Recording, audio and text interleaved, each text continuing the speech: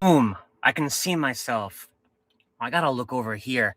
Can you all see me? I should probably mute this so there's no echo. All right, let me know. Can everyone see this? I had like a little shenanigans there trying to get. All right, I'm not sure if I'm live or not. Am I live? Can you all hear me? Just say yes, I can hear you. You can. All right, thank God. Oh my God. Setting up this YouTube stream, I gotta remember to look over here. That's where the camera is. That's gonna take some getting used to. So anyway, I figured it out. I am in. I see there's like over 100 people there, which is crazy. 359 people. Is that for real? I thought I was gonna have like maybe 30 people at most in this live stream because when I set it up, only like 30 people hit the like button on the thumbnail for it. So I am blown away that all y'all were just waiting here for me. That's amazing. That's amazing. And the audio is good. The video is clear. I wanted to do a slightly wider angle, but when you're streaming through your iPhone, I learned you can't select the camera, the lens, the wide angle lens in the iPhone. You're kind of stuck with the default.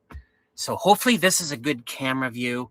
I think this is actually better than the wide angle camera view I had before because you can kind of see my kitchen area.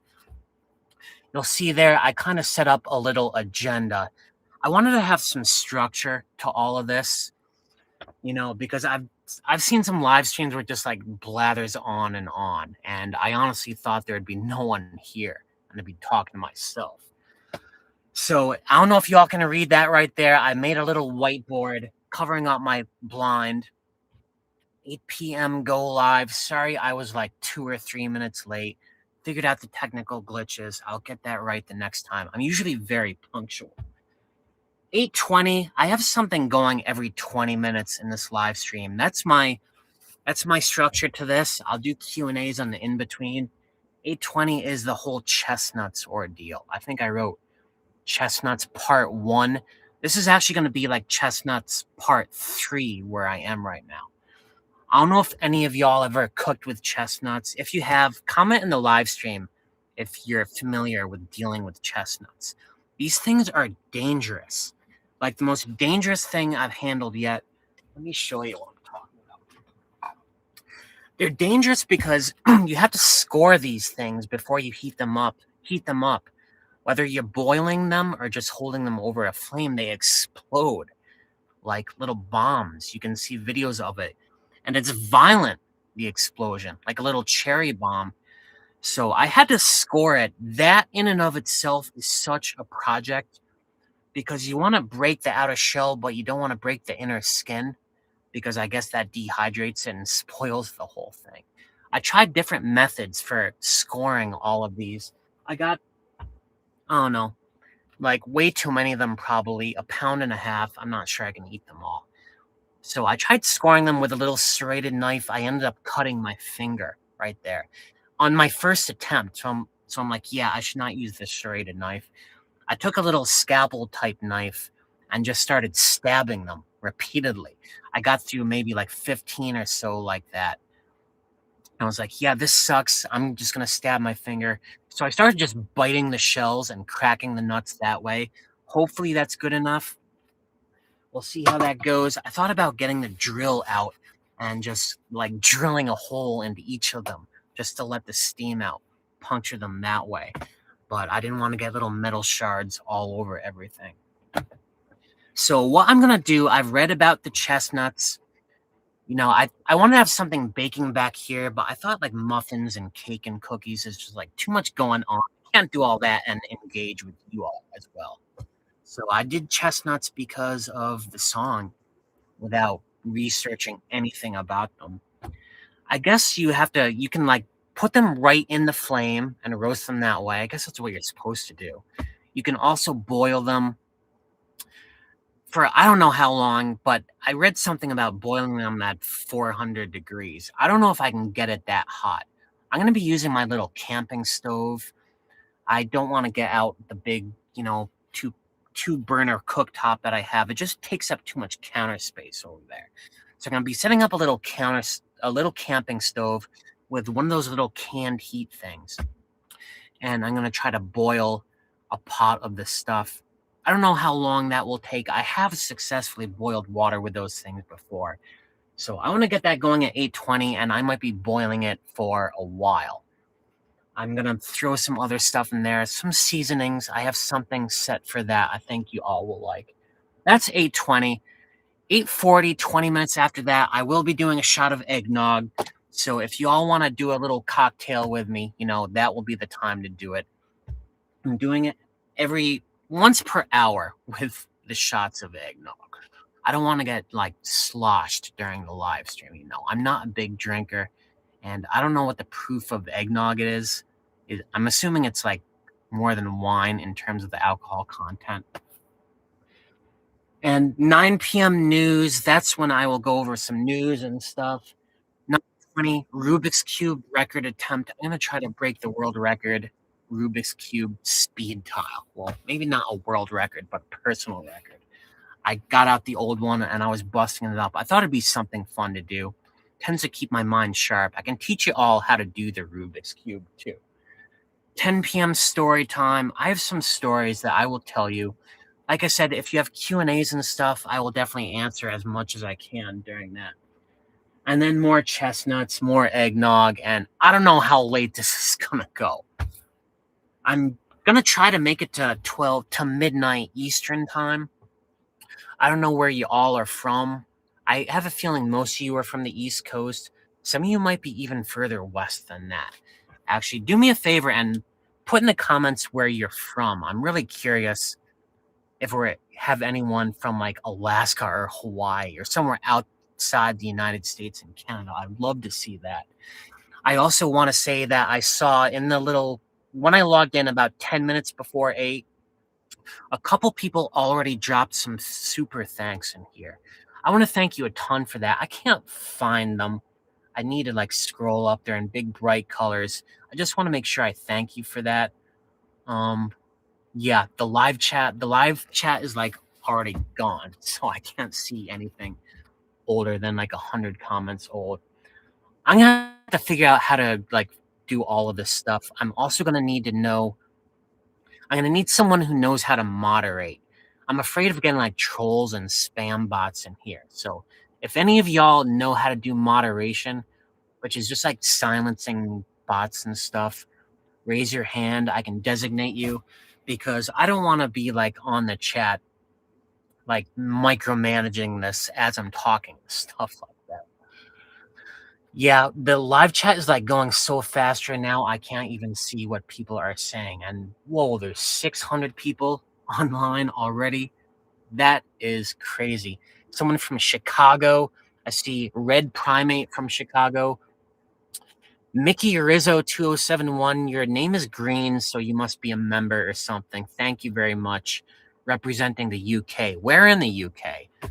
London is my favorite city on earth. I went to London and spent like 2 weeks there in my 20s. Stayed in a hostel for like 2 weeks. I love London. I would love to go back to London. It's funny because actually in 2020, before the pandemic started, I had this whole trip planned of doing a road trip through the UK before I got in the van life thing, before I put a deposit down on any van. I was going to fly to the UK, rent a car for like 2 or 3 weeks, go to Scotland, see my ancestors' graves and stuff like that. And then the pandemic happened like 2 weeks later. I had to cancel all of that. And that turned my world upside down, that pandemic. That's why I got into van life. I was just like in my apartment all day long, working from home, realizing why am I paying $3,000 a month Boston rent when I can just like do this from anywhere? You know what I mean? So yeah, I don't know how I got sidetracked on pandemic stuff. I didn't want to go into that too much, but someone from the UK, someone from Kentucky, Ricky Racer. I saw someone earlier in the chat. I just peeked in earlier and someone said something about Dollywood. It's like 70 degrees in Dollywood right now. That's crazy. I love Dollywood. I have been to Dollywood. I had dinner with Dolly Parton in 2013. I guess Do you wanna hear the Dolly Parton story right now? Let's see, New Jersey, Wisconsin. Some people from Dalton, some people from Berkshire is where I am right now, Western Mass, a lot of people. Anyway, so the Dolly Parton story. So back in Facebook's heyday, like the late 2000s, like 2010, 2011, I was a big fan of Dolly Parton. I like commented on all of her posts. I'm sure her Facebook is run by like a social media manager or something. But I just like messaged that account for years, like every day. I don't know why I was so obsessed with Dolly Parton, but for a few years I was. So I wrote that account one day in 2013, I think. I had booked this plan to go to the Smokies and do like a 2-week long trip there, go to Dollywood, and the Dollywood Facebook account wrote me back and said, Matt, I'd love to meet you at Dollywood. I'm doing this charity dinner for this foundation. I want to say like something Eagle, American Eagle Foundation at Dollywood. Is right around like 9/11/2013. And she said, why don't you come to this dinner? We'll send you a VIP ticket. You can just come in and you can talk to Dolly. I'm like, are you serious? I didn't know what to think. This was all through a Facebook messaging system. So a few weeks later, sure enough, I got this ticket, a paper ticket, back when they still did paper tickets, to Dollywood for this charity dinner, this Eagle Foundation thing at Dollywood. They have like a little conference center there. And yeah, I went. There was a ton of people there, like 300 people there. They said like no photos, no cameras and stuff. I respected that. Dolly gave a speech. She went around. She came to my table. And she said, you must be Matt. She looked right at me and she said, you must be Matt. I'm like, are you serious? First of all, Dolly Parton is wicked short. She's like maybe not even 5 feet tall. Like I'm 5'7". She was like down to here. And I remember she had tattoos on her too. You don't really see that on TV. So I just chatted with her briefly. Yeah, that's my Dolly Parton story. You know, this was like, what, 2013, long before Vanlife, long before I was ever into YouTube or anything like that. So who brought up the Dollywood thing in the comments? I think your name is Judy something. Thank you for that memory. Someone from Ohio here, a lot of people from the Midwest. I love the Midwest. I love Ohio. I've been to Ohio 7 times. My best friend, Don, who's the metalhead, he's been on the channel a few times. He is from Columbus, so I've taken him to Columbus once or twice to see his family. I love the Hocking Hills in Columbus. I go there. They're not in Columbus. They're like, I remember, 45 minutes outside the city. Hocking Hills State Park in Ohio. You don't really think of Ohio as a big, like, natural park type place in the U.S. Ohio has some really beautiful spots. The Hocking Hills is like the Ozarks, lots of cliffs, lots of hollers, they call them, these little like caves, probably all formed by glaciers. I'm not really sure. It's all glacial stuff. I love Ohio. I love the Hocking Hills. Lots of people from Pennsylvania. I think I saw someone from State College. I think the Susquehanna River runs through State College, right? If you're the State College person, just confirm for me. It's either the Susquehanna or the Delaware or the Tioga River. I'm pretty sure I kayaked that briefly on my last trip.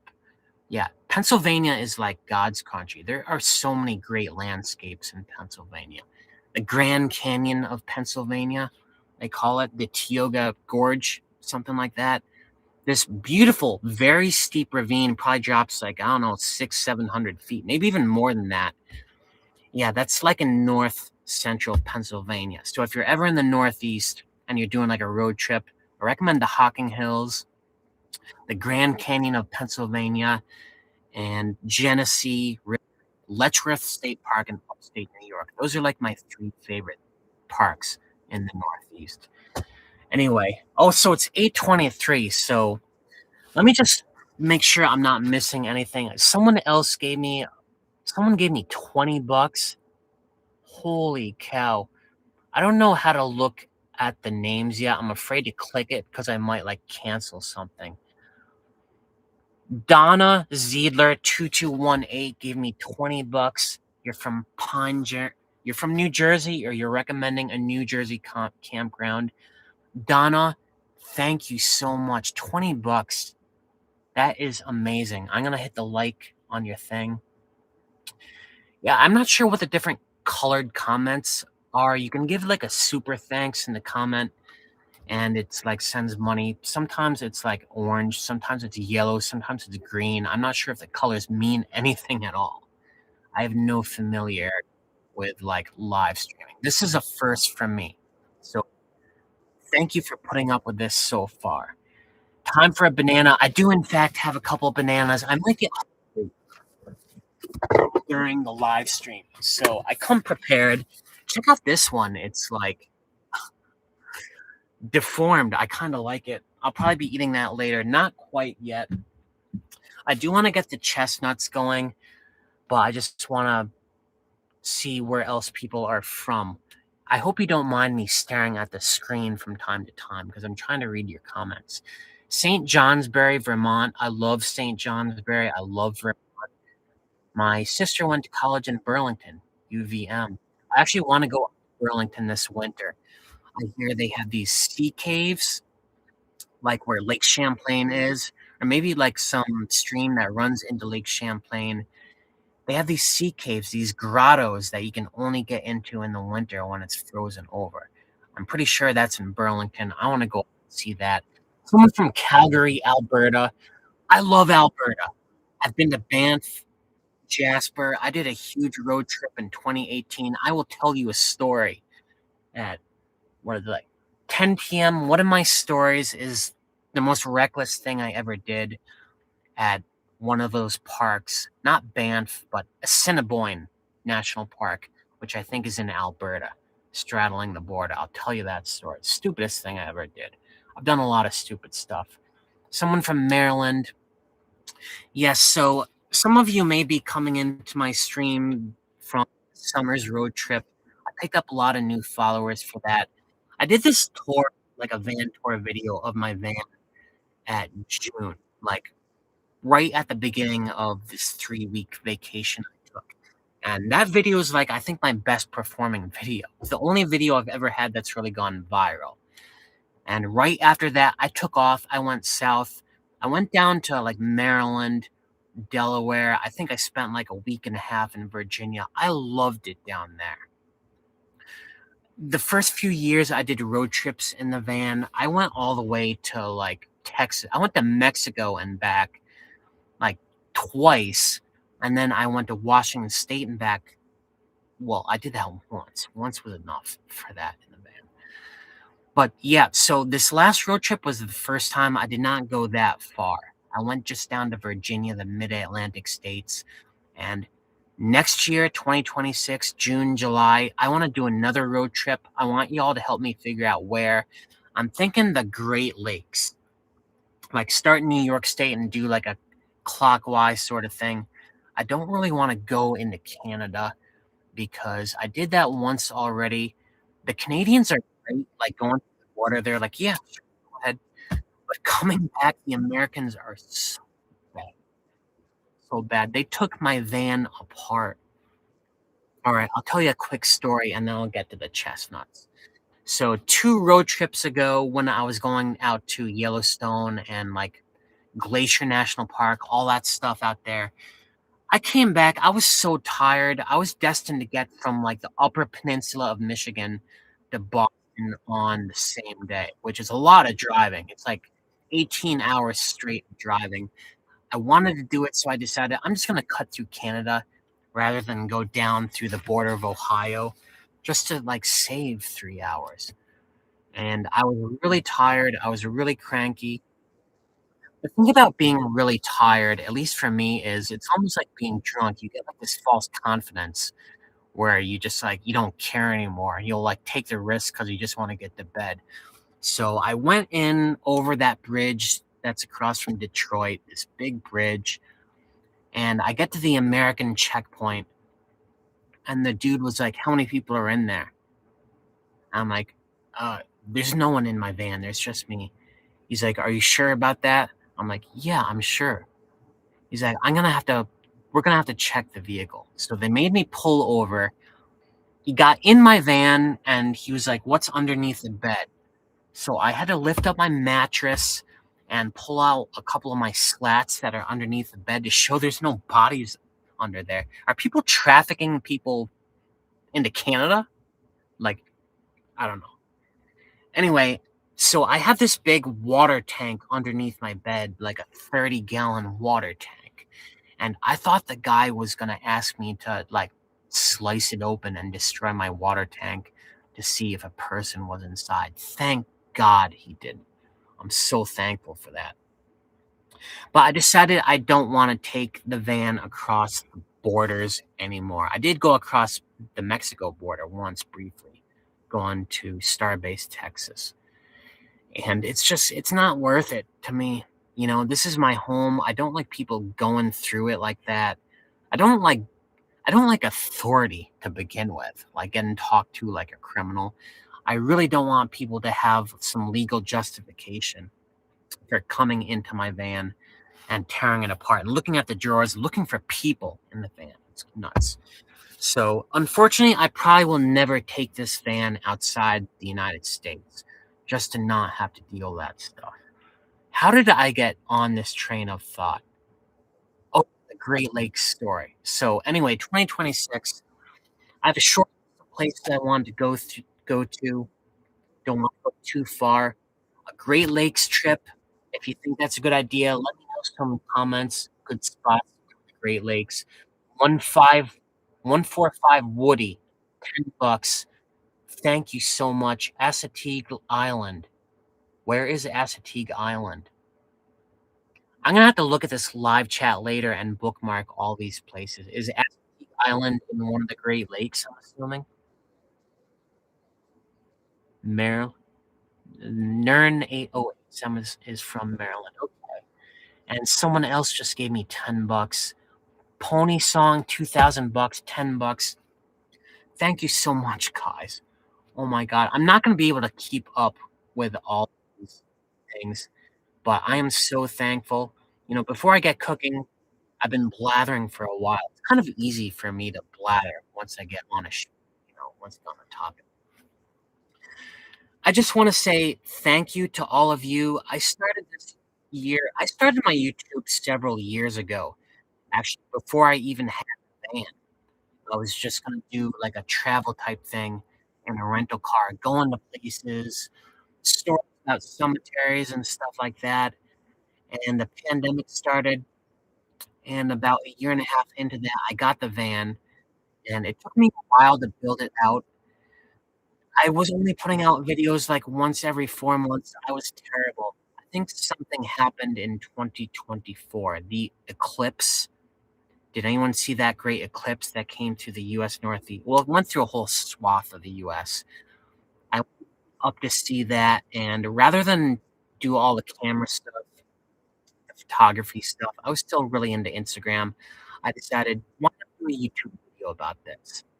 And that was my first YouTube video in, like, 4 months or something. And since then, I've been going gung ho. I think I went down to Florida, and the thing about YouTube and video editing, you get better with practice, you get faster and stuff. And this year, 2025, was the first year I really paid serious attention to YouTube. Took it seriously because, there's weren't many people doing the van life thing in the US Northeast, and once I got more comfortable with this, I wanted to give people hope. I wanna show people that this is something you can do, and people are sure enough following. So, yeah, I took YouTube very seriously this year. I was doing 1 video every other day for a while, and now it's more like once every 3 days, which I think is a better pace for me, but I am loving it, and I just wanna say you guys are what keep me going in this. The feedback, the engagement, you know, I might be very slow at the reading the comments, and it might look like I'm not replying. I actually do reply to as many comments According to the YouTube end of the year recap thing, I've replied to like 3,000 some odd comments. So I do read them in time and I reply. And I just want to thank all of you. Not only for like giving me a reason to keep making videos, but because I've got a lot of great advice from y'all. Life-saving advice. Speaking of life-saving advice, or maybe that's a terrible segue, I am gonna get these chestnuts going. I'll show you all the hardware I'm using for this. I didn't want to bust out my big burner. I have this little camping stove. It's an origami thing. Folds up, the kind of stuff that I like. And I'm just gonna use one of these. Well, I probably should have set this all up before I started recording. So I'll show you how this works. This is what I was cooking with before I got any sort of propane burner. This thing is so cute. I think I got it at Waldrop in North Dakota. It folds up and interlocks in some way. Yeah, it's kind of like I'm trying to show it to the camera while also doing it, which makes it more complicated. It's actually not that complicated. Just like that, this is a little sturdy stove.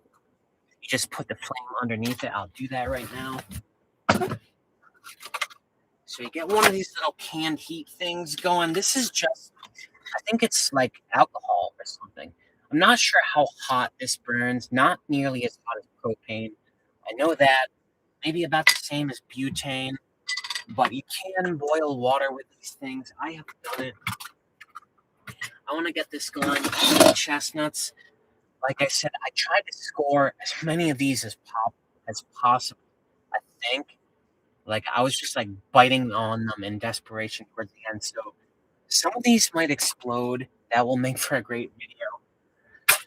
Anyway, so I'm just gonna boil it. The instructions you can boil it. You can like, do all of this stuff, roast it. I don't want to. I want to boil it. So I have some water. I have some water here. I'm not sure. I'm not gonna like inundate them. Maybe just enough, like halfway up, and let the steam do the rest of the work. And I'm also gonna try to use something up. I got these freeze-dried bananas a while ago because I was trying to make my own banana spice blend, and these are way too chalky. What I should have gotten was a banana extract. I actually ordered something on Amazon. I got shipped somewhere else. I'm never gonna get it. But these are like too chalky to use as a spice. I have the banana flavor, but it's like eating magnesium, like eating Tums or something. So I just want to get rid of these. I'm gonna throw these in that pot and just.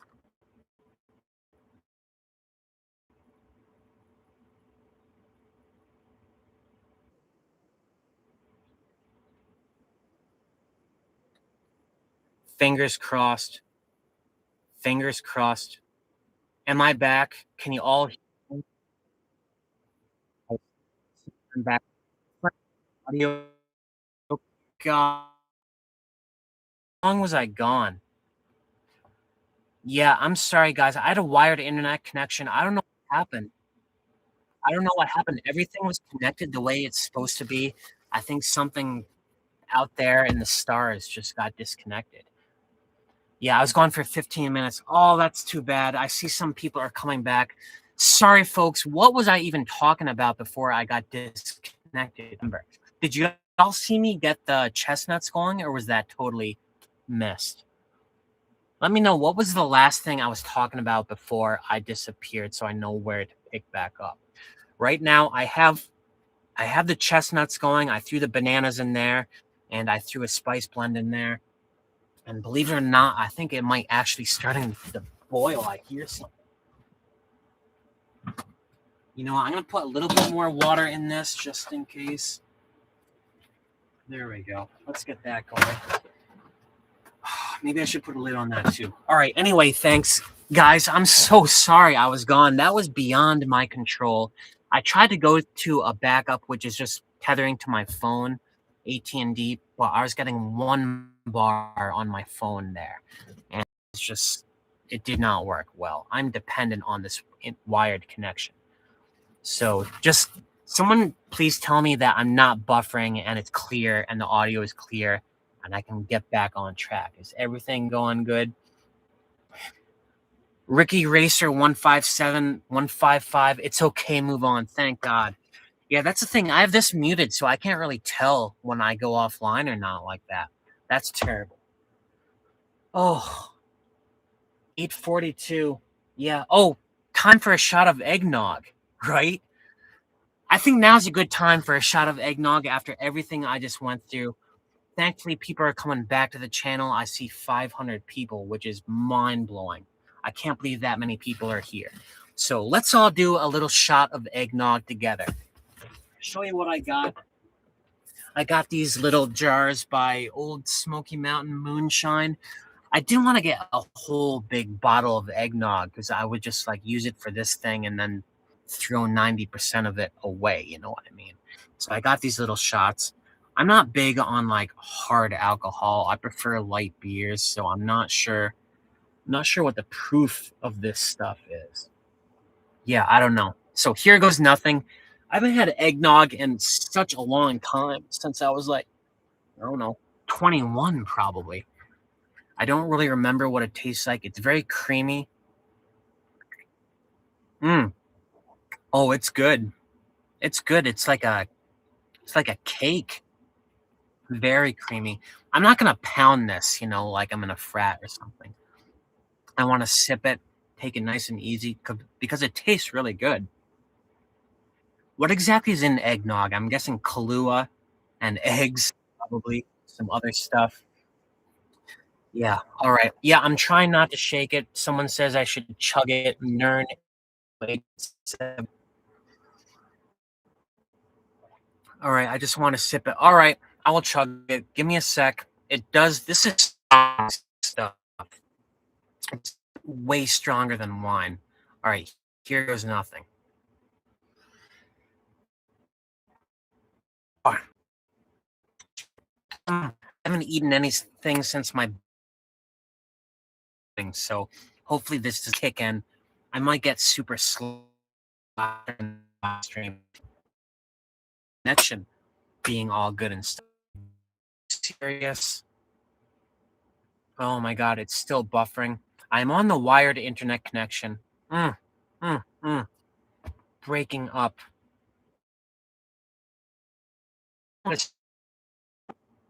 Mm. Says it's going. Yeah, this internet connection is not stable, guys. I don't know. I'm sorry.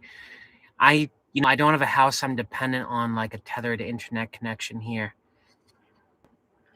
Sounds like you were underwater playing guitar. Oh god, that does not sound good. Okay, some people are saying it's clear now. This might be a come and go broadcast. I'm sorry, guys. This is still better than broadcasting from like a Walmart parking lot. I guarantee that would have been even worse. Some people are saying it's good now. Hopefully, it just gets better. It is. Maybe it's the weather. I don't know what the internet here is all about. I'm in the mountains, so I think it relies on like a satellite internet here or something through the cell phone towers or something. Not like, but it's back to normal now. People are saying everything is good. Oh, I hope it stays. Fingers crossed. I'm. Oh my god. It's okay, Matt. Go with it. Yeah, thank you. All right. I'm relying on. I need to check this from time to time to make sure everything is going good. The chestnuts are cooking. I heard something pop back there a minute ago, so I added some more water. I don't know if those are gonna explode. I don't really know what with the chestnuts, but they are gonna be fun. Anyone else? I saw someone from the UK. Anyone else not from the US or Canada or the UK? I wanna the thing is I wanna, like, read these comments a little bit, and I also wanna keep talking. I am not in Zaza's driveway. I can tell you about Zaza at 10 PM. See right there, story time. That's where I'll lay all the like nitty gritty about stuff. All right, it says I'm back. I do have the Santa hat. I don't know why I forgot to wear that. I don't know. Should I wear this? This hat is actually very comfortable. The problem is it's kind of like itchy around my ears. So I'll wear this for a little while. Does keep my head warm. I am in the Christmas spirit. I actually did work today. I did an 8-hour work day. Anyone else work today? Anyone else work? Put it in the comments. I want to make sure I'm not the only one who did like a full on work today and hasn't just been like hitting the sauce all day long. You know what I mean? But yeah, I did 8 hours of work, and then I'm glad this started at 8 because I wanted a bit of time to get myself together and also do a deep clean in the van, which I did. Did my laundry, did all the cleaning I could possibly do, sprayed down the outside, replaced my rug. It smells like vinyl in here. It smells like Armor All protecting spray. That vinyl smell that I love so much, like a fresh vinyl record. I just want to like bathe in that stuff. I'm smelling all of that right now. I don't know if the chestnuts are gonna start smelling like something. I've never cooked chestnuts before. But yeah, I got everything clean in here just for this live stream. I'm the type of person who likes to have everything. Like, if everything's not in order, I can't concentrate. I can't focus on whatever the next thing is. So I'm glad I started at 8. I worked until 5. I did the deep clean. I got everything done. And then with the chestnuts, like I said, I sliced my finger wide open trying to score those things.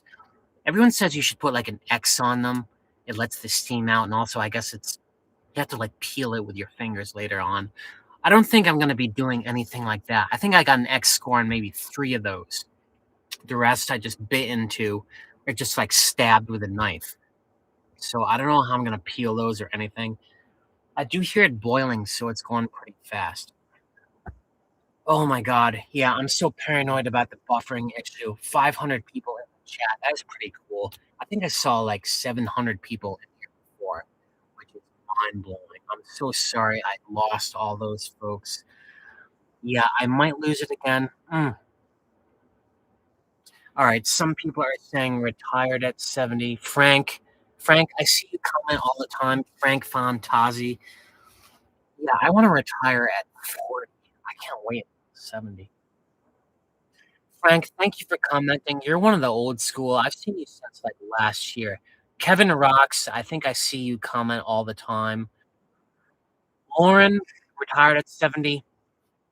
With my YouTube, the analytics, it shows you the demographics of my channel, and it's been very interesting watching that because I thought most of my viewers would be like people in their 20s, 30s, young, transient type people who want to do like an adventure. Maybe people like me, like approaching middle age and just want to like shake things up a bit.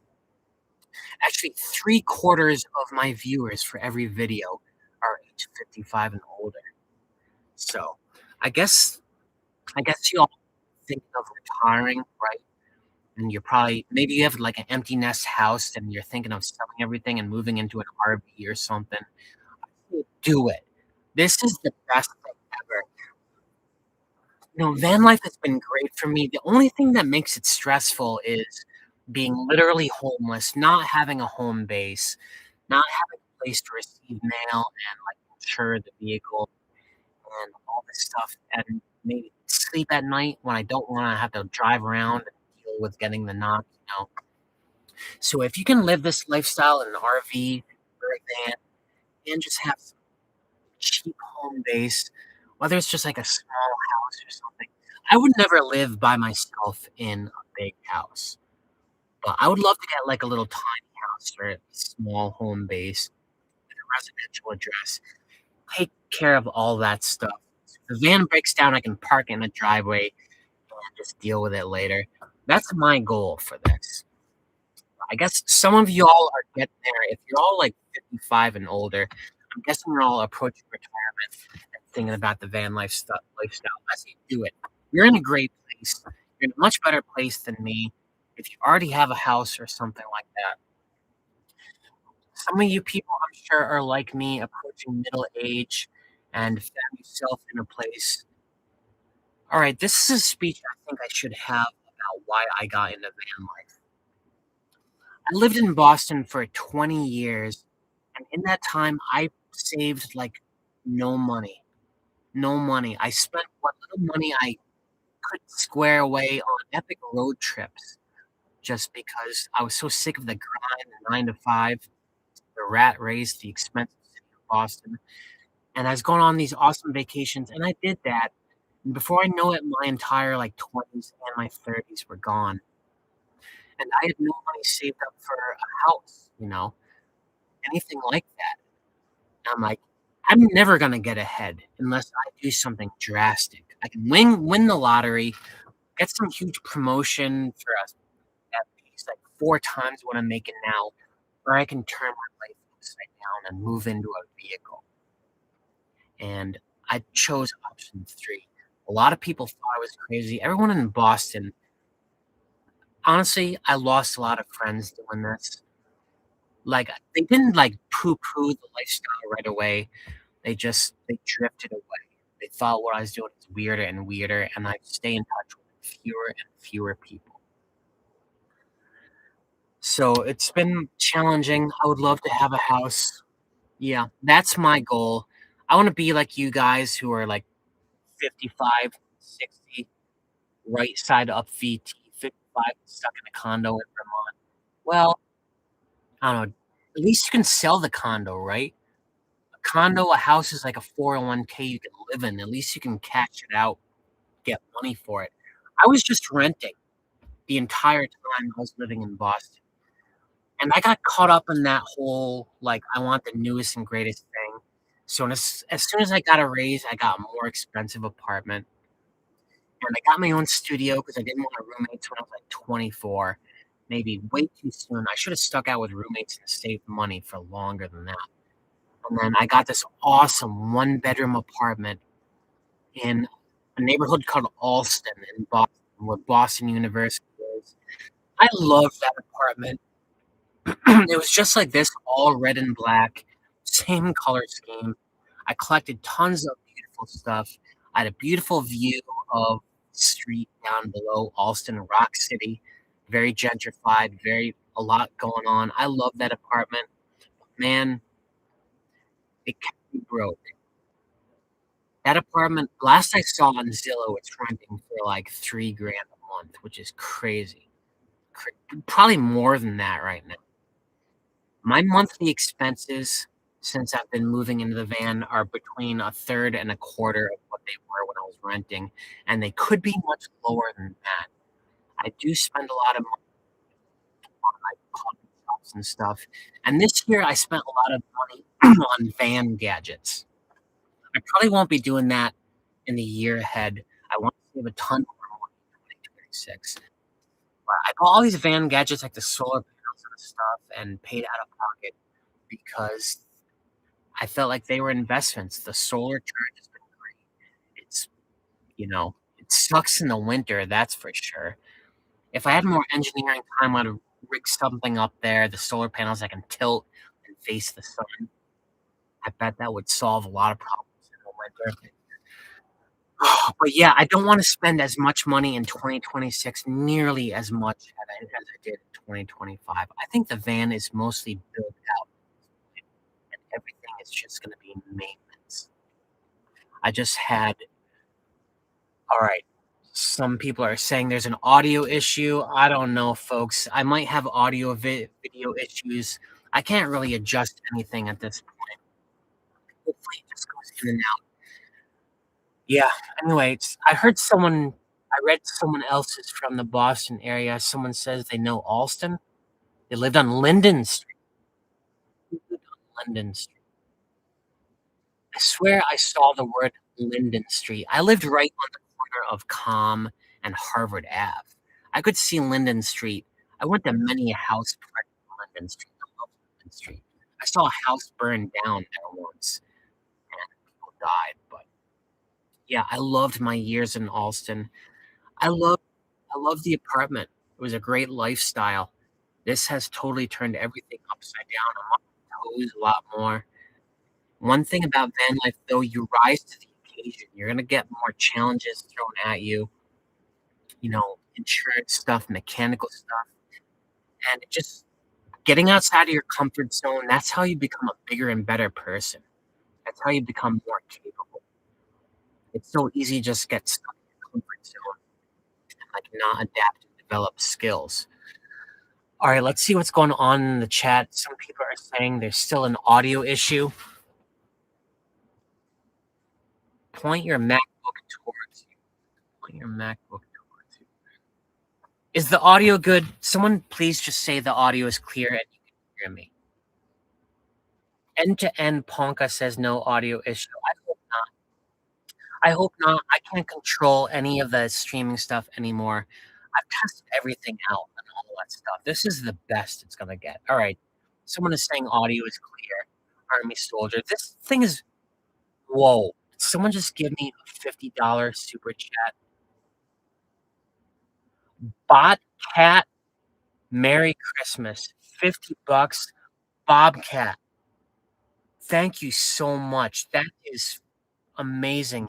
I bet there's some more, like, super thanks that I've missed in here. I'm gonna go back and thank each of you individually, but this is huge. Thank you, Botcat. Thank you for sticking around with me tonight, even though I went offline there for what, like 15 minutes? Oh my god. Yeah, that is so cool, and there's others. Mm. I can't even read what people are saying. Someone Starbo hold on a sec. I got stuff I gotta get off the screen. Collins, how do I pause? I need to figure out how to pause the super chat because someone just put a good story here. Collins Pink 6036. I'm 36, living in Mass, and I've been building out a Ford Transit 250 medium roof over the last year. That's exactly what I have. Good for you. It's an awesome vehicle. Collins, he says, I'm planning on living in it full time and working remotely. You used to live in Austin too. Man, birds of a feather. Birds of a feather. Austin is the perfect incubator community for this type of lifestyle. At least it was when I was living there.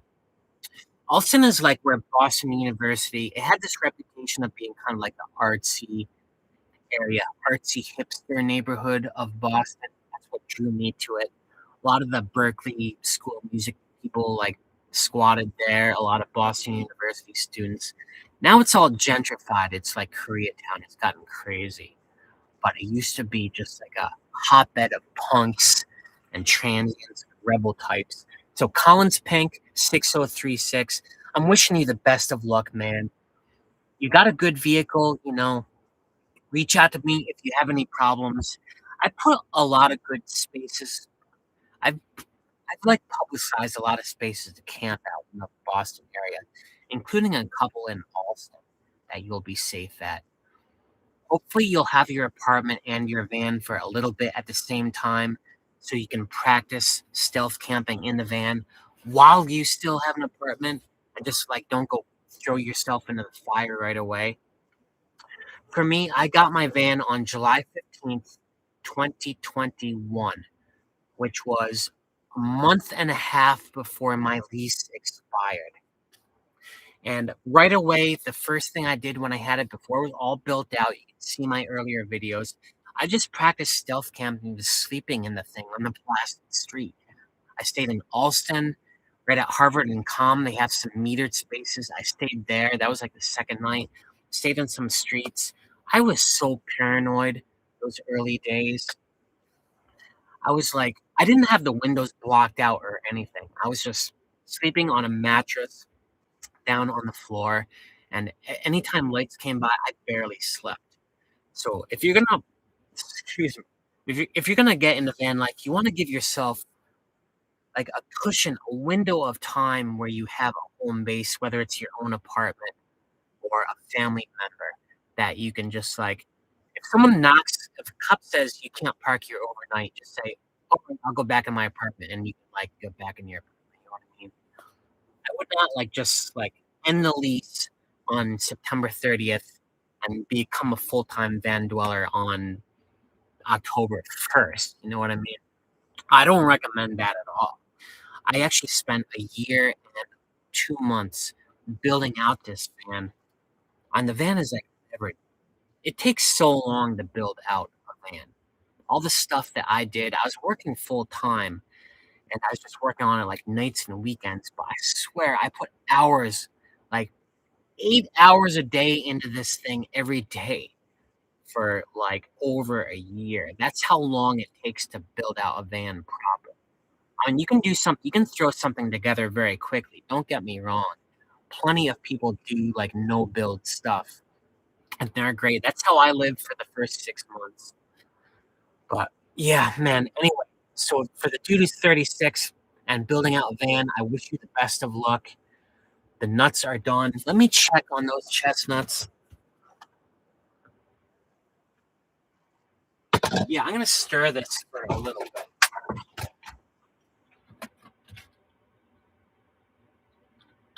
Okay, so the water is getting hot. It's not quite boiling, but it will be boiling soon. It smells good. That might be the little canned heat smell, the whatever that is, butane, isopropyl alcohol. I have no idea what they put in those things. But it is starting to smell really good in here. All right, some people are commenting. I feel like I'm missing out so much blabbing at the camera, not reading the comments. Matt, say hi to my girlfriend, Maricela. She is driving me nuts. She watches every video. Starboard bow. Maricela, hello. Thank you for watching my videos. Keep driving your boyfriend nuts, whatever you need to do. Let's see what else we got. Could be the fumes. Yeah, the fumes. You know, that thing, that's a good point. That thing does put out carbon monoxide. So let me open this up. I'm just gonna open this a crack. I'm not gonna run the fan yet. I don't see steam, but thank you for whoever just commented. That's a thing you have to remember. If you're burning anything, combusting anything in here, even if it's just like a candle like that, that releases some carbon monoxide. I do have a CO detector in here. It's like right here. I used to have it on the wall. Some people commented and said carbon monoxide detectors should be at like nose level. I don't know if that's true or not, but it is at nose level right now. It's like right across from my bed right now. It hasn't beeped. If it does, you will all hear it. I am not drunk yet. I do feel something from that eggnog, though. Did I solve the bearing noise? John Doc 4483. Not yet. So I do have a service appointment with Ford in Watertown. I do keep going back to Watertown Ford because they have the best mechanics I've yet dealt with. I've worked with a lot of private sector mechanics. For one thing, it's hard to find a good mechanic. If you have a van like this, something tall, you need to have a garage that has a high bay so they can lift it. That eliminates like 80% of garages who can actually work on your vehicle. And for the 20% that remain that have the high bays, they are so booked in advance, it's crazy. Watertown Ford, at least they know me. They fix everything. They charge me the Ford rates. You know, what else can I do? But they are going to look at the wheel bearing issue, if that's what it is, on January 6th, I think, like a week into the new year after they all come back. I'm very much looking forward to that. I did actually have them look at the wheel bearings, what, like 2 or 3 months ago, and they saw nothing, which is like I actually looked at it here with my friend Morgan in his driveway. We didn't detect anything because a bad wheel bearing, you should be able to hear it just by lifting and spinning the tire, and we did not hear anything. So I'm not sure if it's a wheel bearing. I think it's an alignment issue because when I drive, it's not only the roaring noise, it's this subtle vibration I feel in my foot coming up through the pedal that I never felt before. So something on that axle is encountering resistance. I don't know what it is. They're gonna look at that January 6th. I'm looking forward to that. Other than that, everything in the van is in great shape. Tacman 1796. This is moving so quick. Do I ever go down to the South Shore? No, and I want to go down to the South Shore a lot more in 2026. I think the last time I went down to the South Shore was is it Falmouth where all the battleships are, Battleship Cove? I went down there, I actually stealth camped in that town. It's either Falmouth or Fall River, I forget. But that was the last time I went down there. That was I don't even know if that was this year. That might have been last year. I don't know. Yeah, I need to go to the South Shore more. I will be doing that. I did go to the Cape, but I don't think that's technically visiting the South Shore, just, like, doing that bridge. By the way, I've heard they are completely demolishing and rebuilding those Cape bridges, like, next year. Is that true? Because that will be a nightmare. Driving out there is just such a nightmare as it is. Madrigal62, thank you for the super thanks. Hi from Miami, Florida. Merry Christmas. Merry Christmas to you too, Madrigal. Miami is the densest city I've ever been in my entire life. I had no idea. I did my Florida road trip last year, 2024, and I was so excited about going to Miami. I've always heard about it on TV and stuff, but what I was gonna do is, like, rent a hotel and, stay there in the city. I gave up on the idea of stealth camping down there. Everyone on Reddit said there's nowhere you can stealth camp in Miami. They cracked down on that. I see why. It is so dense, and it's just, like, all these oddly shaped parking lots, like, the most weirdest shaped grid. If you look at Miami from satellite view, the street view, it's crazy. It's like a circuit board. There's no, like, grid to it. It's all these squiggly parking lots, and I was just, like, twisting and turning. I wanna blow my brains out, and the density goes right up to the edge of Everglades National Park. Like, it's just, like, this built up, highly dense community, then there's a wall, and then there's just 100 miles of swamp on the other side. I had no idea how built up and dense Miami is. I've heard it actually is gonna have the second most number of skyscrapers in an American city come next year. It's gonna beat Chicago for that, which is crazy. But I did like Miami. I actually liked Florida a lot, not only because it's warm, but because well, mostly because it's warm. I was just, like, happy to be inundated by warmth. They have some cool stuff there, though. I went to a couple cool museums, and I don't know, I felt very connected to nature in Florida in a way that's just different from around here. So I like Florida a lot. Collins Pink 6036, you're the dude building out your van, right? Thank you for the super chat, Collins, and good luck on your van build.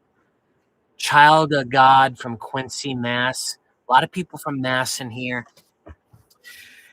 Amy Soldier says, spent my 21st birthday in Miami on a basketball trip. Great food, great weather, fun people. I agree. That is a fun city. Miami is just like, I just got this vibe of like everyone has fun all the time. Like, I like Miami a lot. I would still, I'm still considering moving down to Miami. Mind you. I don't think I'd be able to do the van life thing down there. There's just not enough spaces for me to get away with it. And as long as they have a administration that's very like anti-homelessness, I don't feel like I would get away with van dwelling down there. Same same with California. I would love to go to LA, but all those West Coast cities I've been reading, they've like clamped down on van life so much.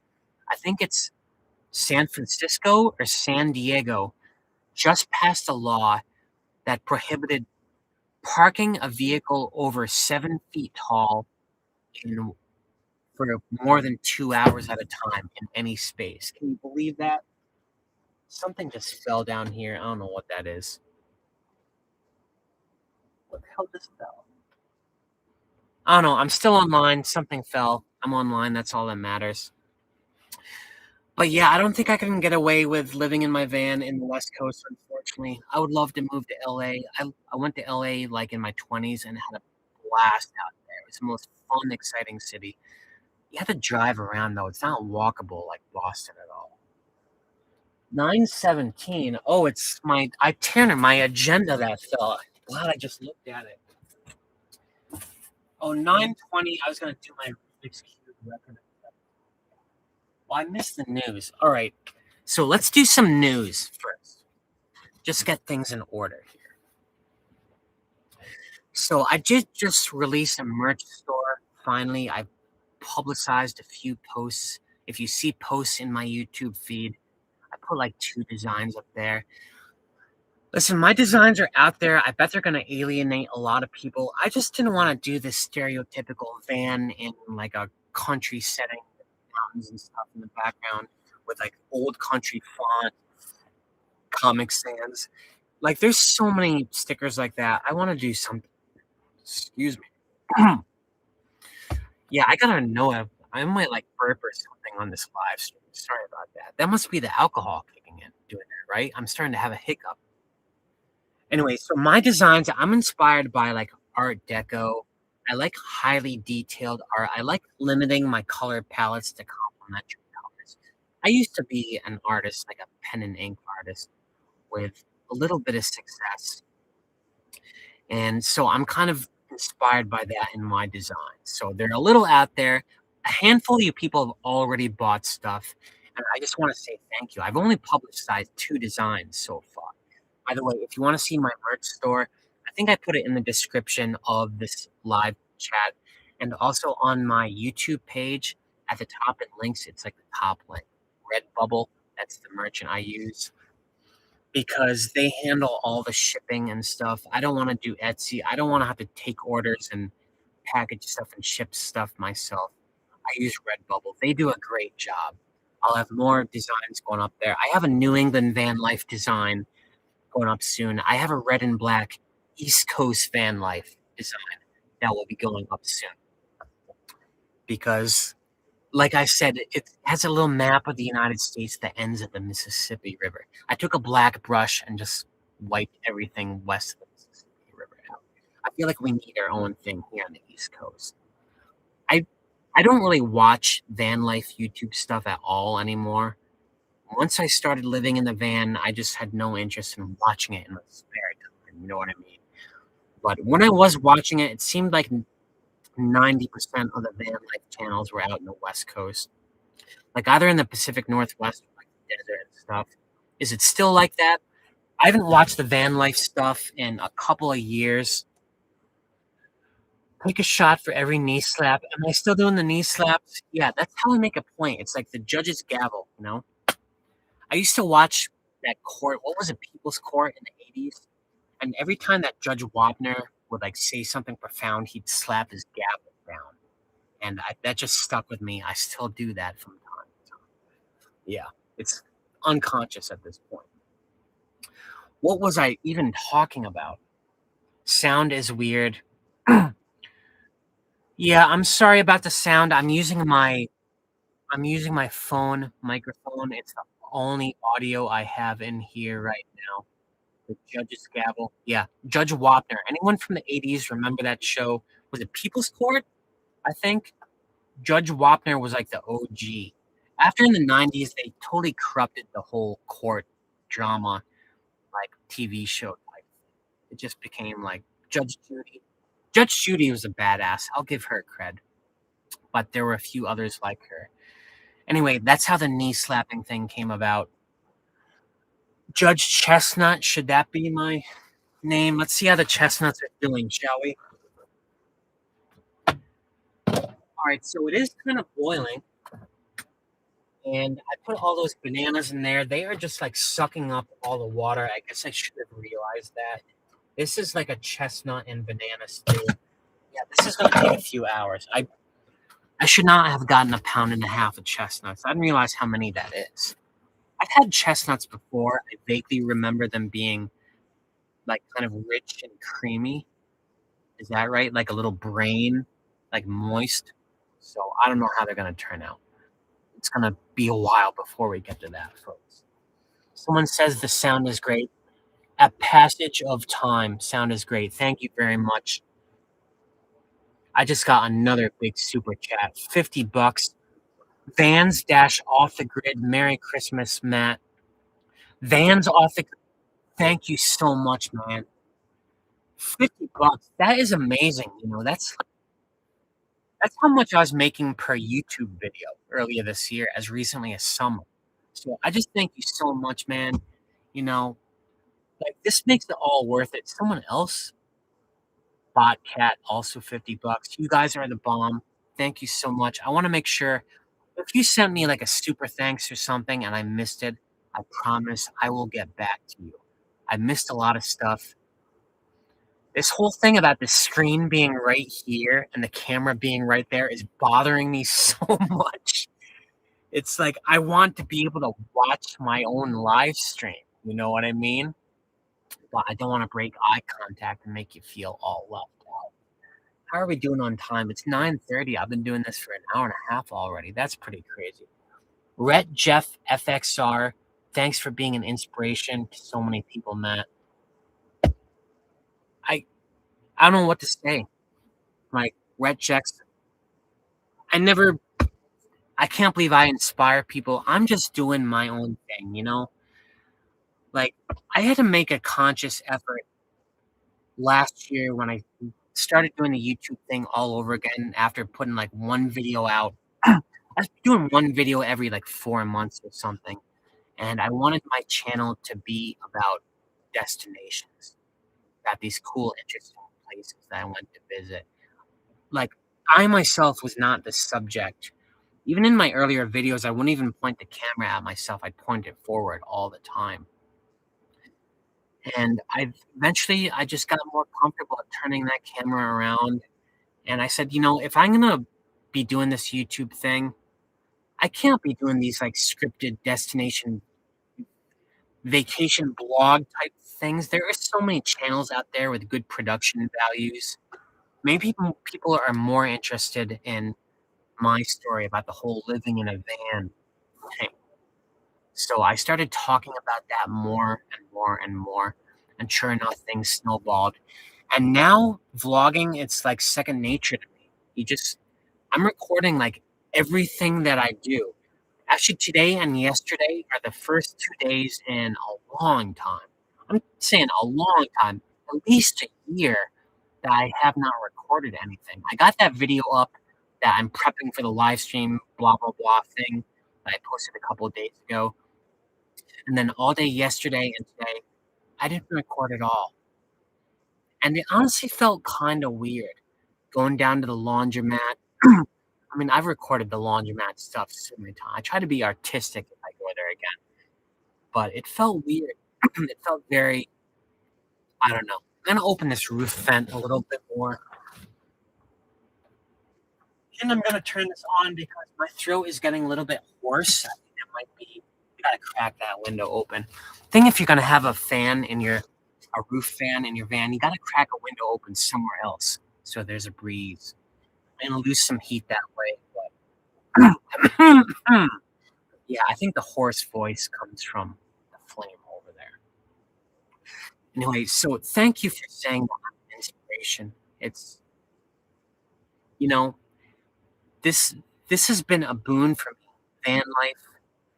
People talk a lot about getting into the van life for the freedom aspect, the traveling around and seeing national parks. I work full time, okay? I don't live off a trust fund. I don't like do any of that crap. I work a 9 to 5 job every day, and I live in a van. I'm mostly hanging out near a major American city. I found it very hard to find other people doing something like that. I felt like Chrome from Van City Van Life in his early days was the only person doing something like that. I see other van life channels, and it's just like, yeah, you're at a national park. That's great. And yeah. Anyway, what am I even blabbing about? I think that eggnog is starting to kick in. And sure enough, I'll be doing the next shot of eggnog in just 13 minutes. So I hope this lasts. This can't be the real Matt. He hasn't had a single pretzel. Oh, I have pretzels, man. I have like pretzels up the wazoo. I'll show you these pretzels that I got. I can only find them at this one liquor store around here. Where are they?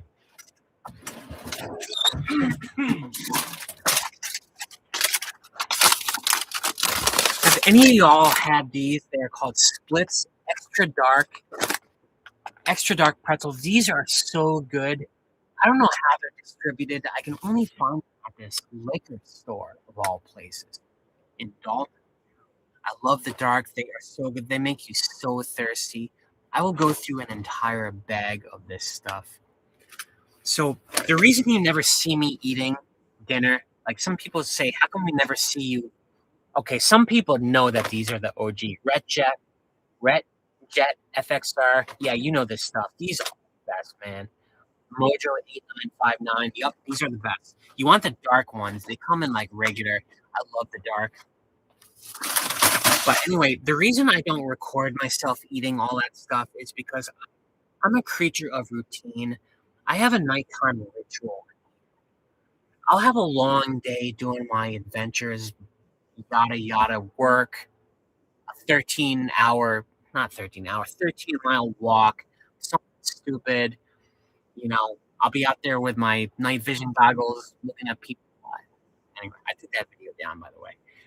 So I get back to the van and I will do my outro. My outro is where I try to remember everything that I recorded in the previous 48 hours. I'm like, is there a story here? Is there a theme here?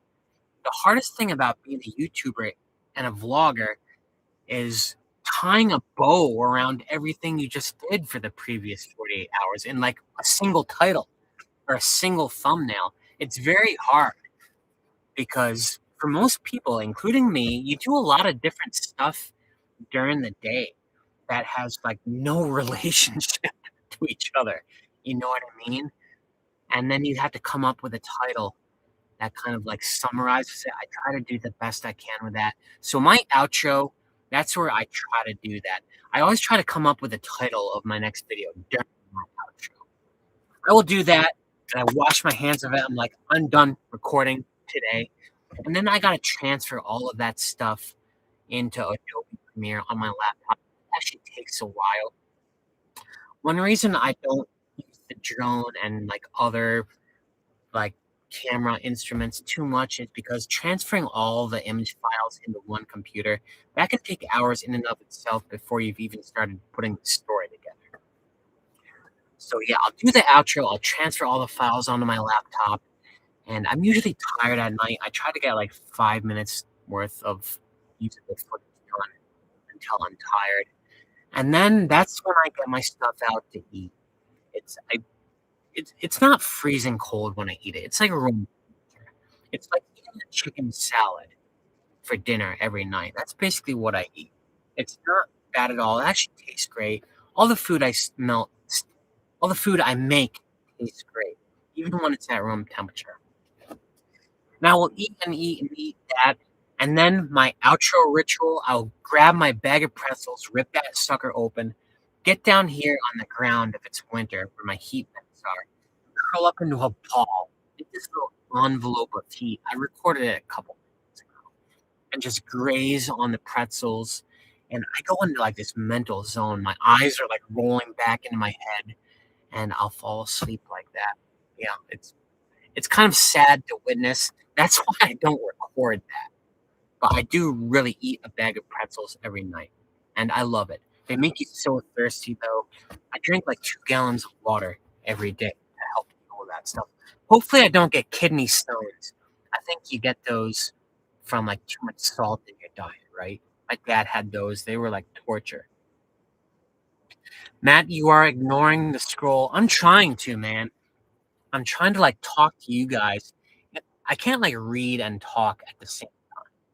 There, all right. So end to end Ponka. There is another Vanlife guy currently online. He has 490 people watching with 105,000 subs. You 631. Yeah, well, that's amazing numbers. Do I really have 666 people watching? I don't know where you all come from, guys. That is awesome. Thank you so much. The fact that I went offline for like 15 minutes and you all came back. Thank you so much. I was so nervous about this live stream. I thought like 2 people were gonna show up. One of the reasons I made this big agenda right here is because I thought there were gonna be like 3 other people in the chat, and I wanted something to do. If I didn't have like wasn't able to engage with anyone. Matt, sip water. That is a great idea, man. I'm gonna sip some water, and in 7 minutes I will try that other eggnog shot. Mm. Super chat, super chat. And you thought no one would show up? Yeah, Mojo, I really thought no one would show up. I actually had people say you should do this on any other night because people are going to be doing stuff on Christmas Eve. know? And look at this, 672 people are here. I figured there's a lot of people out there just lonely on Christmas Eve. I've spent many Christmas Eves by myself doing a whole lot of nothing. You know? I actually set this up because I thought there might be other people in their vans, in their cars, lonely, and just want to commiserate with someone, doing the same thing on the same night. Are any of you guys in a van or a car right now, stealth camping? I think I saw someone from Kentucky is stealth camping. Check super chat. Whoa. Central testing 426, $100. No way. That's US dollars. Oh my God. Thank you so much, man or woman. Central testing 426. Thank you so much. I will send you a thank you later, but that is mind blowing. $100. That's like how much I make on a video, you know? I can't thank you guys enough. I know I've missed some super chats. I promise I will go back and look at all of those and write each and every one of you. Probably not tonight because I'm gonna crash after all the eggnog stuff. But thank you so much. Central testing, you're in West Central Florida. I like West Central Florida a lot. That's where Tampa is, right? Yeah, I spent a couple of nights in Tampa before I had air conditioning. One night it got up to 128 degrees. Inside my van, I was stealth camping in a hotel parking lot. All I had was this fan right here. All I had was this fan, and you know what? I survived. I just pointed it at my face, 128 degrees Fahrenheit in Tampa, Florida, and I ate it. But yeah, I do have air conditioning now. I thought I could get away without air conditioning I did get away with it without it for a couple of years. But after going to Florida, I have PTSD about heat, like inescapable heat. So I do have an air conditioner. It's by Quit Pro, and I've only fired it up here and there. It works great. And the Quit Pro one that I got, for one thing, it's black. I have a black fan. I just like black peripherals. It was hard to find an air conditioner supplier that made one that was black. It's also low profile. The thing is only like 8 inches tall. Those old those old ACs you see in like old RVs, those things are huge. They're like this tall. The one I got is like this tall. I had to make an adapter that lifts it up a little bit, but I'm very happy with my Equip Pro air conditioner. They're not paying me to say that, by the way. Yeah. So central testing 426. Thank you so much, man. You are the best. Vans off grid, $50. You guys are the best. Someone from Half Moon, New York. Joey W6M, Half Moon, New York. I love Half Moon. I really want to do an Erie Canal 200th anniversary road trip this summer. In case you don't know, the Erie Canal opened in 1825, and it's basically what kickstarted the greatness that is the United States that we know today. Because we could get all this products from the Midwest and not have to go through British territory, get it to market and stuff. The Erie Canal is what made New York City the metropolis that it is today. Anyway, a lot of the Erie Canal is still there. The original canal was not in the rivers at all. It was completely off to the side. Lots of those stretches have been abandoned. It goes through Half Moon, New York. I remember stopping there once. I think there was a nice bike path in Half Moon, New York. Am I right? Could the Half Moon guy just like comment? Am I right that there's like a cool bike path in that town? I want to go back there. I'm sad I did not get to do that again this year and miss the 200th anniversary. Another interesting thing about the Erie Canal and some local legends here. So when the Erie Canal reopened in 1825, the president at the time, I want to say Monroe, I might be wrong, invited the Marquis de Lafayette, a Revolutionary War hero who was back living in France at the time. He said, "Yeah, you got to come here and see this Erie Canal." And this was like 40 years after the Revolutionary War. Marquis de Lafayette was, I don't know, like in his 70s or something.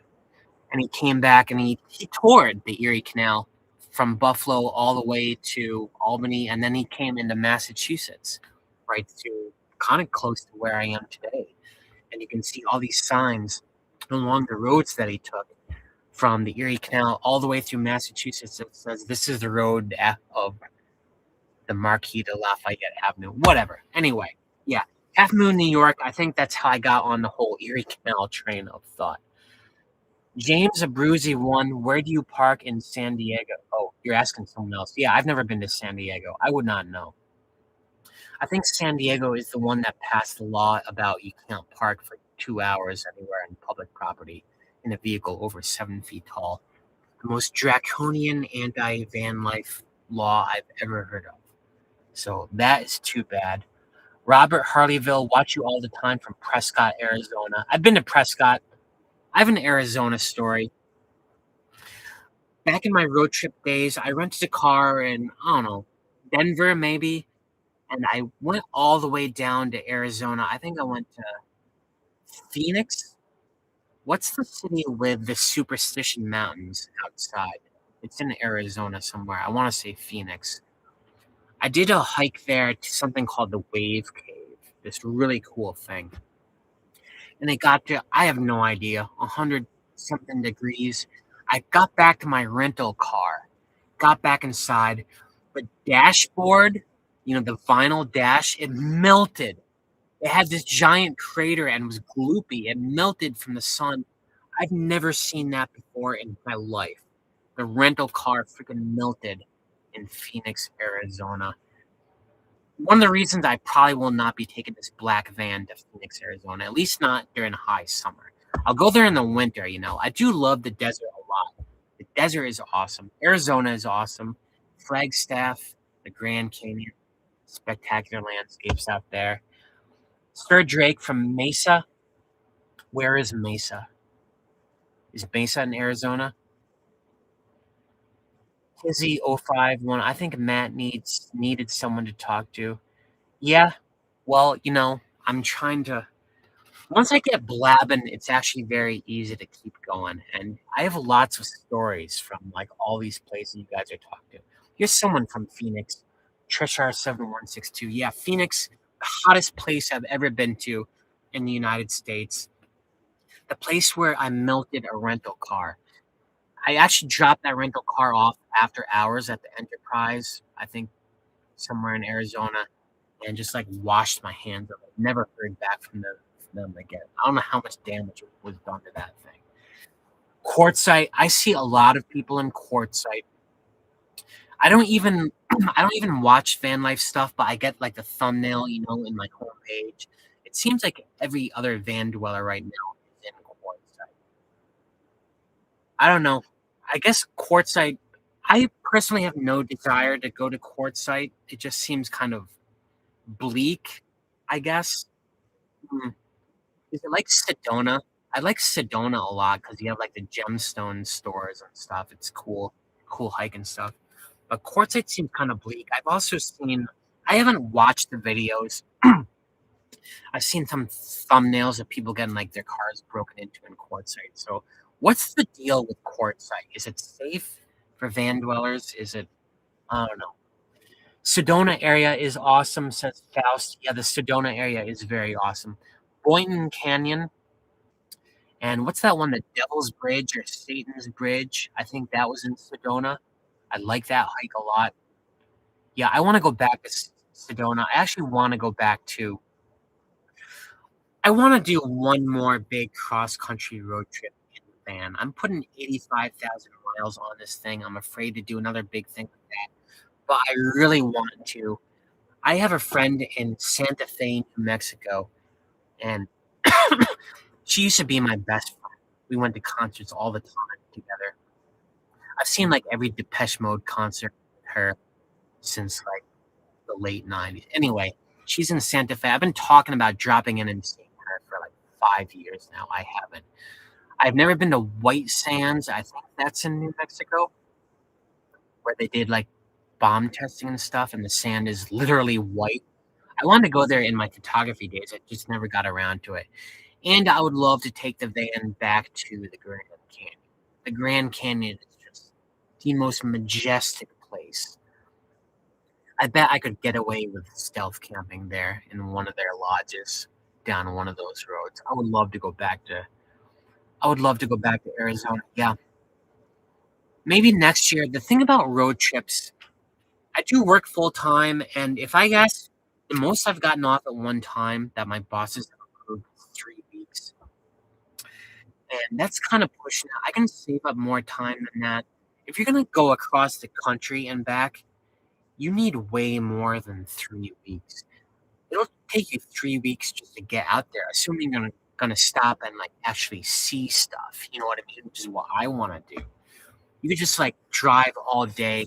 I don't want to do any more long all day drives. This last road trip I did, I made it a habit of driving no more than like 5 hours on any day. And I like that a lot. I want to stick to that. I don't want to do any more long 12-hour day drives. So if I do make it to the West Coast, I don't know, man. I probably won't be able to.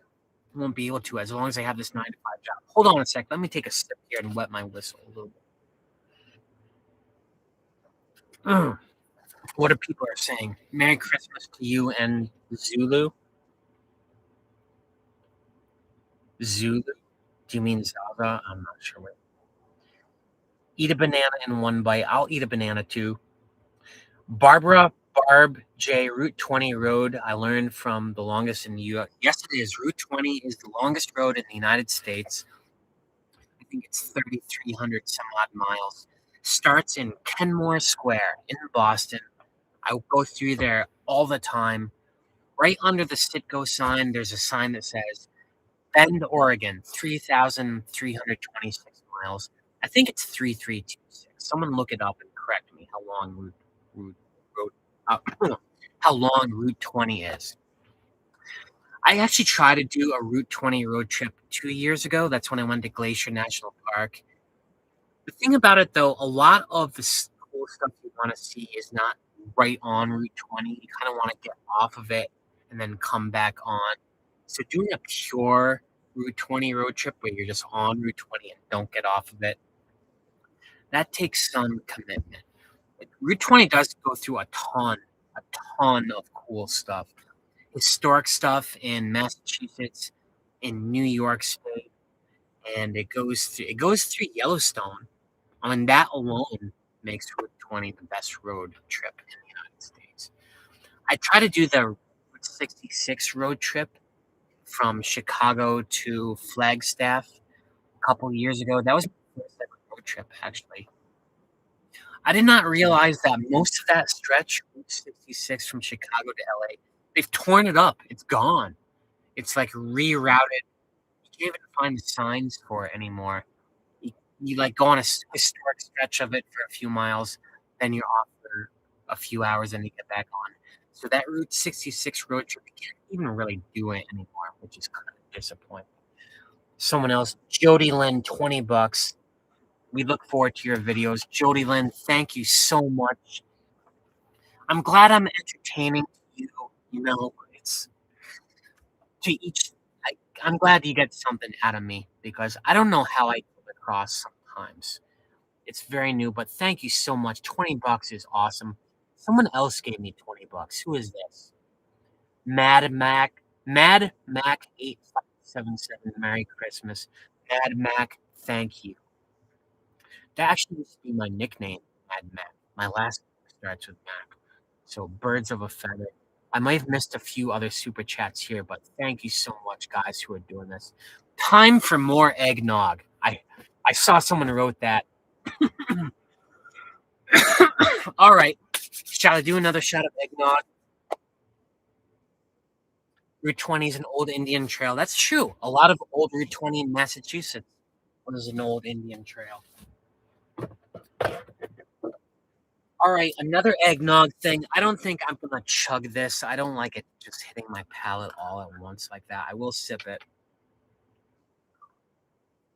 It's good stuff. It's tasty. Yeah, I like it. Must be a lot of calories in this. Do they just put like egg in a blender? Matt, War of 1812. What about the War of 1812? Should I do a video about the War of 1812? I could.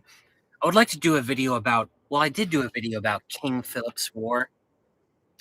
King Philip was Metacomet. He was the son of Massasoit, who was the Indian chief the Pilgrims met, and basically saved the Pilgrims' life from certain death that first winter. King Philip was their son, and it's sad that the cooperation between the Pilgrims, the English, and the Indians lasted only one generation. That's all it took, and then it all fell apart. Massachusetts got a new governor. This grizzled old guy who fought in the English Civil War. He just hated Indians, and it all fell apart. And all the Indians in Massachusetts just got wiped out. It was brutal. I did a video called King Philip's Road Trip. It's my attempt at a historic thing. If you haven't watched that, do me a favor, go back and watch it. I would like to redo that with more production values. That's something I want to talk about a little later on tonight. I have other ideas of videos I want to do. But yeah, I would love to do another video about King Philip's War, War of 1812. Put it in your coffee. Yeah, I still have some of this left. I don't know. Do I want to be... I still have a lot of this coffee left. I'm going to be up all night, guys. Oh my God. Yeah, this stuff is good. This stuff is very good. If it weren't for the alcohol, just like burning your throat, it's actually very tasty. There's definitely Kahlua and egg and stuff in it. Chestnuts. Should I check on the chestnuts? Let me check on that. Hold on a second. Oh, yeah. It's definitely boiling. Things are flying.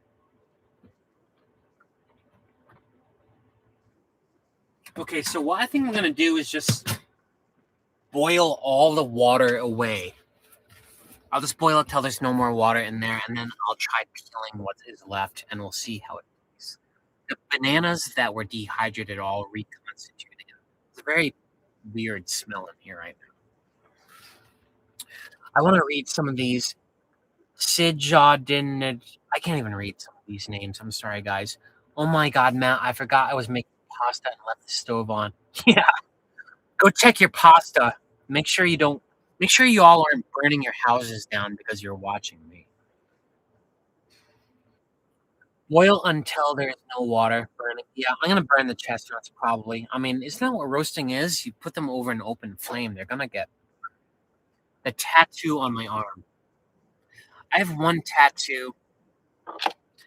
This here, I don't know if you can see. How do I do this? It's upside down. That is the Eye of Horus.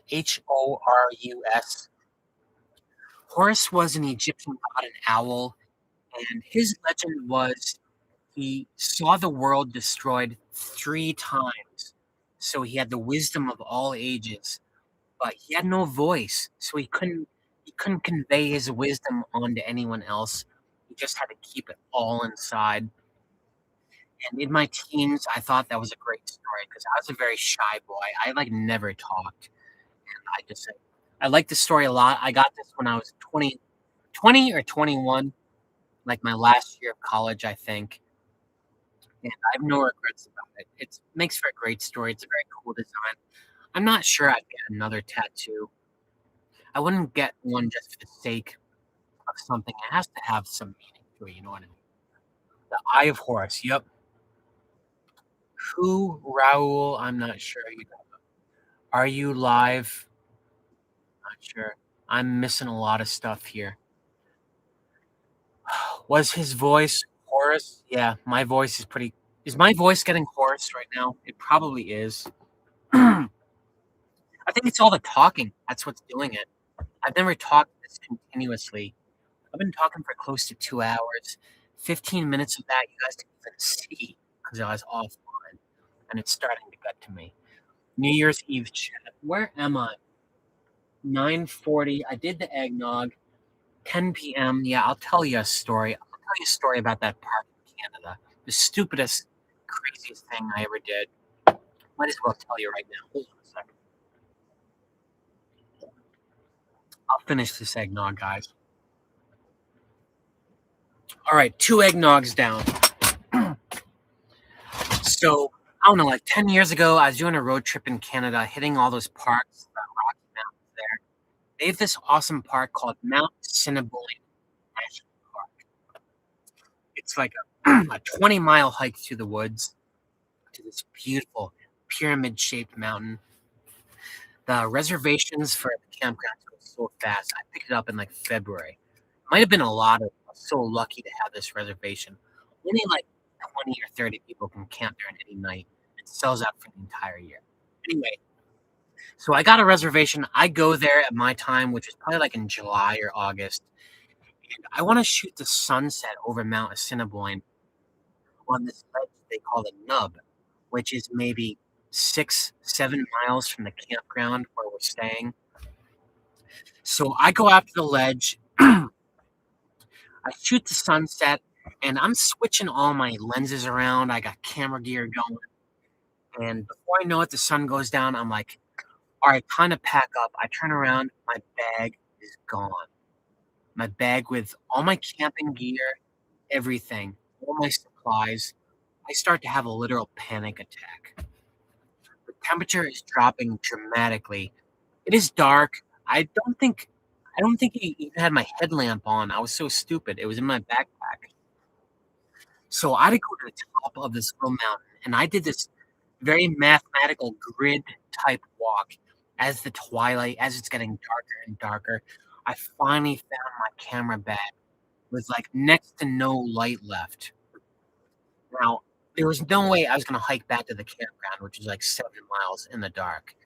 So I found a little grove of like 2 trees right there, and I set up my little hammock, and I just stealth camped right there in the woods by this mountain, which you're totally not allowed to do. If they catch you doing that, they will fine you, they will kick you out. It's so poo-pooed. But yeah, I just wanted to stay alive. So I take out my food, which back then was a Subway sandwich that I kept in a Ziploc bag. Started eating it. I guess it produces a lot of smell. And sure enough, I start hearing like noises outside. Probably a bear. I I honestly I did not see anything. I was so scared. I just like turned off all my lights, put the put the Subway sandwich back in the Ziploc bag, and I just stood still. I did not sleep for like 4 hours. Most scared, stupidest thing I've ever done. Anyway, that was my Mount Assiniboine story. They really don't want you doing that in the national parks. If you don't stay in the campground, the campsite that you reserved, they will like fine you $10,000 and like ban you from ever entering parks again. So, someone earlier mentioned Calgary. I think that's how I got on to that story. Yeah, I've done a lot of stupid stuff. Listen, I'm the kind of person who likes to learn by just trying stuff and learning through failure. For me, that's the best way to learn. You can tell me how to do something 6 ways from Sunday. I'm still gonna do it because it's just, I don't know, there's something wrong with me. You could tell me that the stove is hot. I will still touch it just to find out and feel that heat myself. That's just how I like to learn. I've always been that way. I've gotten into a lot of trouble in my life. I've hurt myself. I've gotten into some dilemmas because I do this stuff. But, I feel like that makes me more independent. When you learn something by doing it wrong the first time and experiencing the results of failure firsthand, that makes so much more of an impact than just reading in a book that you're not supposed to do something. You know what I mean? I feel like it's the better way to learn. As long as I don't kill myself, get eaten by a bear, and fall off a cliff or something, I'm trying to take a lot less risks. I do take a lot less risks now than what I used to, even 5 years ago, since I've gotten into van life. I did a lot of stupid stuff in my hikes. I don't do that anymore. Let's see what we're saying. They are more scared of you, not the sandwich. The bears? Yeah, probably. I had bear spray. I mean, I could take them on if I wanted to. I'm only like 130 pounds. I couldn't wrestle them and stuff. So I wouldn't go down without a fight if it came between me and a bear. I'm not really afraid of bears. There are black bears around here in the Northeast, but they pretty much just, like, run away. I've never seen them get aggressive. They just want your garbage. It's a good idea to, like, keep a bone or something on you, throw it at the bear, and then run in the opposite direction if you're gonna do something like that. Like with a dog, you know what I mean? Be sure to drink your water. Yeah, let me drink some water, folks. Let me take a break here, wet my whistle, and read some of these comments. Exploding chestnuts will teach me. Yeah, they will. I'm surprised none of them have exploded right now.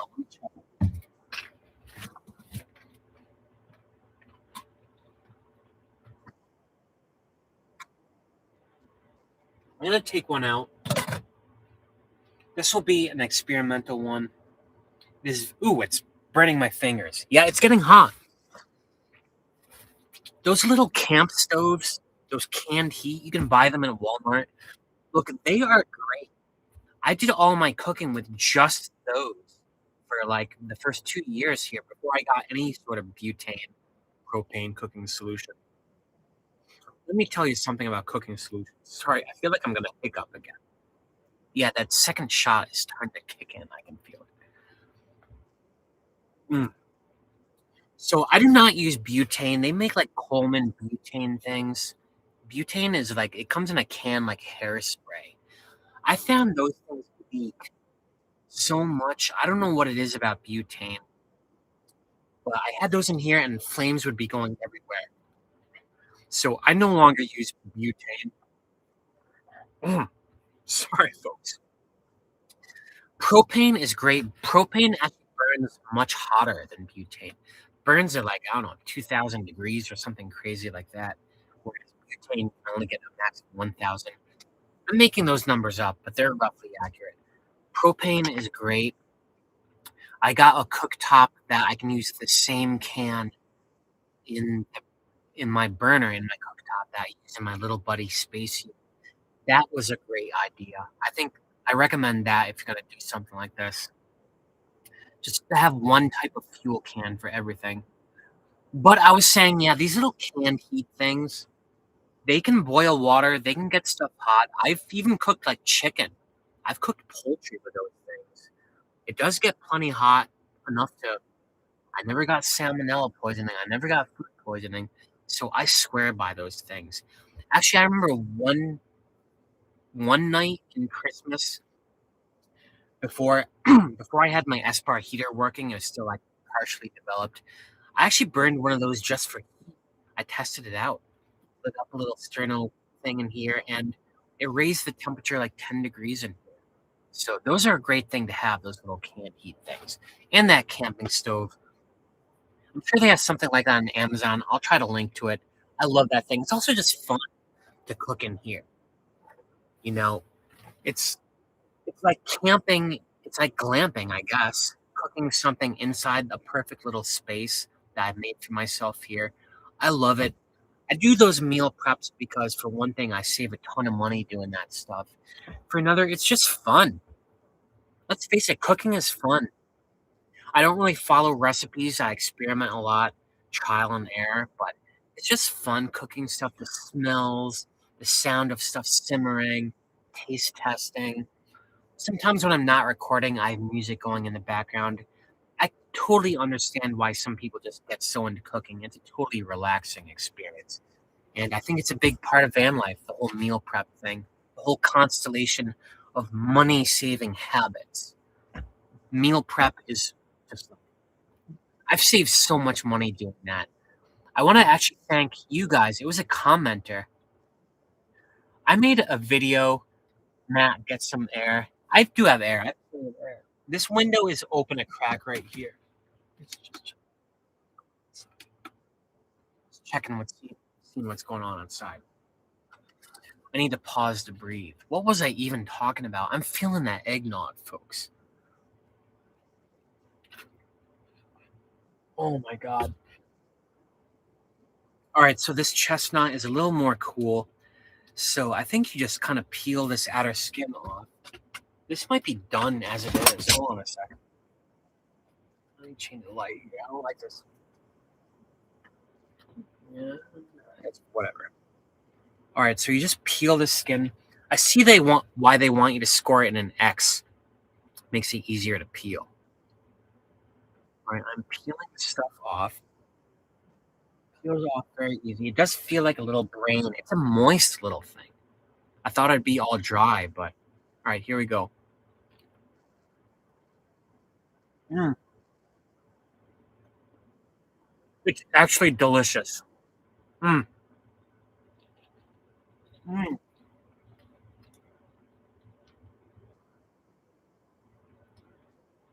mm. Oh my god, I feel like a pig. Mm. Yeah, that's delicious. I think they are done. Maybe I should turn that heat off.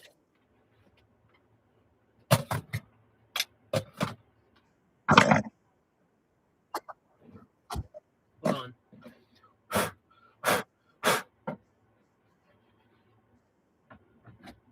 right, now that I turned that off, I can finally close my roof fan and trap some of the heat. It was getting cold in here. Down to 66. That's cold for me.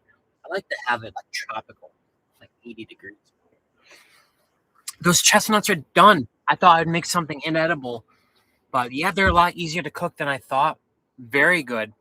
It's a very moist little thing. It's like, I don't know, filled with water. So I'm happy about that. I made way too much of those. No way am I going to eat all of those. That's actually very filling. Yeah, chestnuts are very filling, aren't they? Oh, what do they taste like? Mm, they have a they have a buttery constitution.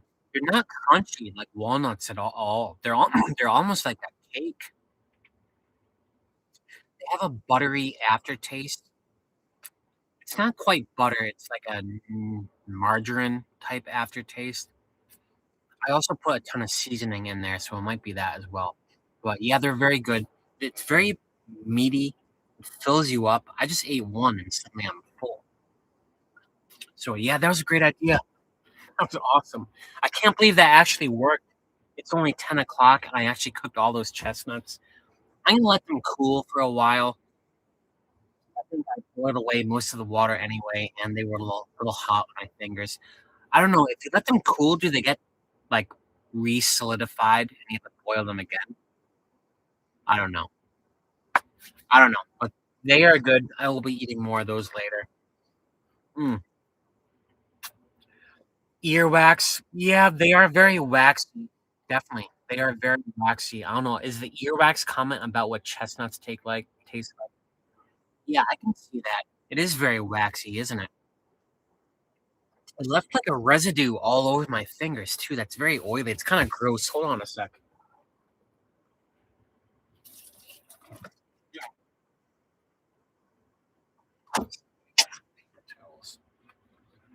Yeah, they are very oily, that's for sure. Oily little thing. I bet they have a ton of calories, chestnuts. I didn't really research the nutritional value of that stuff. Oh my god. Yeah, I just had one and suddenly I'm, like, full. Don't you have to take a bathroom break? Not yet. I did just before the live stream started, and I'm holding it in okay. If I do, I need to figure out how to mute this so I can go behind the camera or something. Oh, no special guest. No, no special guest tonight, unfortunately. I mean, that would be weird. I thought maybe I would have a guest in here during this live stream, but that didn't pan out, unfortunately. Oh, what are people commenting about? Say hi to mom. Is my mom watching? Hi, mom. I love you, mom. I can't wait to see you in New York in a couple of weeks. Thank you for all the gifts. I haven't had a chance to write you yet, but I'm taking a couple days off the next few days, and I will. I love you, mom. I'm sure you're watching. My mom lives in Vancouver, British Columbia, an awesome city. It's actually her car that I rented for that road trip where I stealth camped and almost got killed by a bear. So thank you, mom. You've done a lot for me. There's also someone else. I think his name is Doug. He also comments on my videos a lot. He's from Vancouver. Doug, if you're watching, thanks, man. You've been commenting from the very beginning. I remember seeing you in like early 2024, back when I had like 1,000 followers. Speaking of like early followers, there's someone named Wandering Bonnie. I don't know if she's in the chat right now. Probably not. She has been following me and commenting on my videos since I had like 100 followers. She has been my number one support. She kept me going, this single one person. Wandering Bonnie CK, I think it is. If you are watching, thank you so much, Bonnie. I think you're a member of my channel. I also want to say, all right, about memberships and stuff. Sorry, let me clear my throat. Mm, yeah, it's hard to eat chestnuts and talk. Lots of little particles. So I do have memberships on my channel, and I have something called Patreon. I am extremely thankful to those of you who have joined the memberships or the Patreon. I thank you so much because you have kept me going. YouTube income is not solid or predictable at all, but like the Patreon and the memberships has been pretty consistent. And that is supporting me. I know with Patreon, I put that I would be putting exclusive content there. And someone actually emailed me a couple of weeks ago, said I should be putting exclusive content on Patreon. Trust me, I would love to. I would love to. I don't have the time. I am stretched so thin. There are so many emails and stuff I have not responded to, so many comments, and I'm just so behind. I've come to the realization that I probably will not be able to put any more exclusive content on my Patreon. So, if you are a member of my Patreon, I recommend canceling that and joining YouTube memberships now. I think they're both the same thing, like $4 or $5 a month anyway. If you have the memberships on my YouTube, you get early access to my videos. I try to post my videos ahead of time. My last one I actually got up the night before, like almost 24 hours before it went public to everyone else. So that's what you get from being a YouTube member. You get early access to my videos. I'll try to put exclusive member content only. I just can't be spread so thin that I'm doing all the regular YouTube stuff, doing like exclusive YouTube membership content, doing exclusive Patreon content. I'm very thankful for all your support, the Patreon people, but I recommend just like canceling that and switching to YouTube memberships. Actually, Patreon, I used to get like 4 out of every $5. The Patreon cut was like $1 of that. They changed that this year. Now I only get like 2 out of every $5 they contribute to Patreon.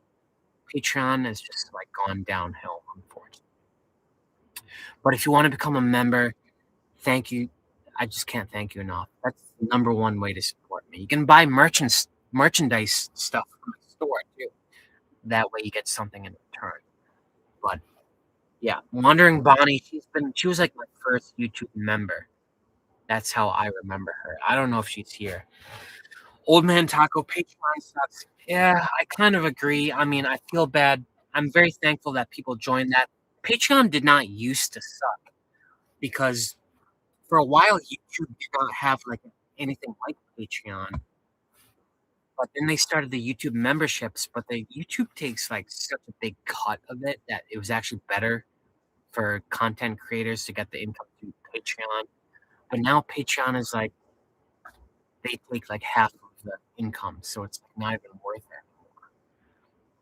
But yeah, I can't thank you all enough. Those of you who joined my memberships and my Patreon, thank you so much.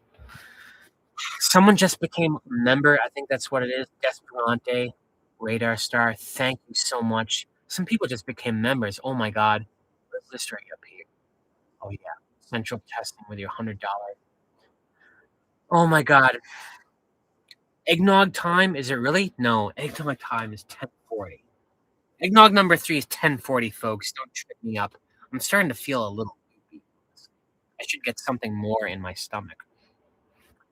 Matt, what do you do at your job? You're talking about my 9 to 5 job. I keep that on the down low now. I changed jobs back in April, and I didn't update my LinkedIn. I try to keep it all, like, under I tried to keep it, you know I do very esoteric stuff, financial stuff, financial stuff. Yeah, and as for do my coworkers know about my YouTube? Yeah, actually they do. I'm work very closely with a couple of people, and I've told them about everything. They think it's cool. They think it's impressive. I feel like this isn't something I can hide anymore. Like, my name is out there. I have I have a website, mattmcpherson.com. That's my name. So you can just, like, Google me. I don't have, like, a Banksy. I don't have some cool pseudonym that I'm hiding behind. My whole life is just out there now. That's something I have to think about in the days ahead. Yeah. Well, 11 p.m., 10 p.m. Alright, so here's what I've been thinking about. I love content creation. I love videography. I love putting a story together. I love matching music to video. I love sitting down in the evening and editing stuff. I'm not sure how long I want myself to be this subject because I'm starting to get concerned about my privacy. Like, I've had weird things happen, like stuff get mailed to me I wasn't expecting, and people all over the place saying, "Hey, I love your YouTube." It's kind of jarring. I'm very thankful. I'm grateful that people say that stuff. But it's like I'll be sitting down in a place and people are looking at me. I'm like, do they know? Do they know I have a YouTube and stuff? You know what I mean? And if I get more and more followers, that's going to be more and more of a thing. I'm starting to relate to how celebrities must feel when you lose your privacy. You suddenly feel like you can't just diddle around and get away with stuff anymore. So I'm getting a little bit concerned about that. Yeah, there's some weirdos out there who might try to, like, mess with you or something. I don't know. You know what I mean? So I would love to do something in the realm of videography where I'm not the subject. I would love to make, like, I think I'd start with, like, a short film or something. Take a stab at that. I have lots of ideas for a story that I wanna put down and see if I can put something together. I would love to become a director of, like, movies and stuff, but this whole thing just, like, following me in my life around, I'm not sure how long I can keep this up before something has to give in, you know what I mean? Sir Drake won $20 for the super chat. Thank you so much, Sir Drake. You are the best. My wife and I love watching your videos on the weekends and on Christmas. You too, man. Thank you so much.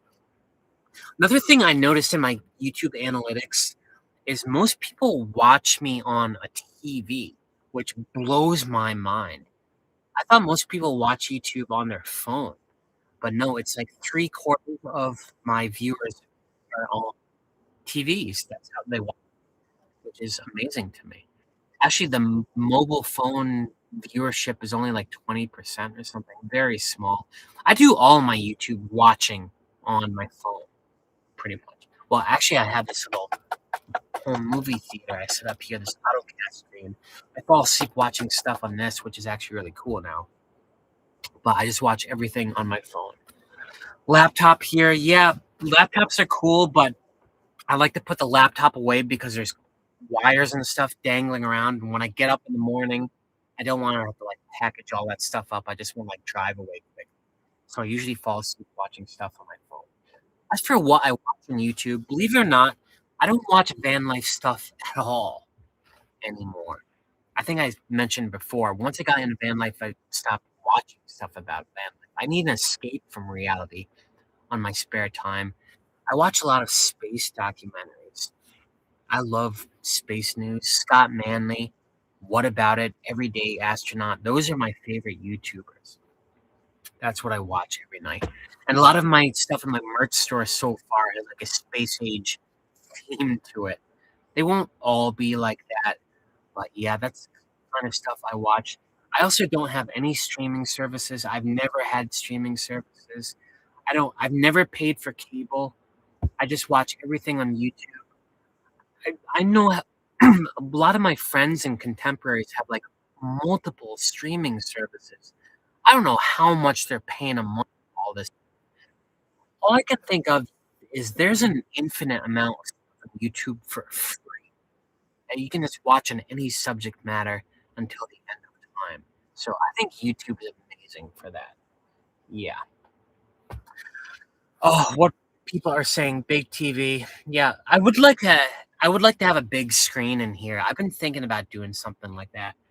Thinking of I think what I might do next year as a project is replace my blackout curtain here with something hard, like a solid wood sliding panel or something for multiple reasons.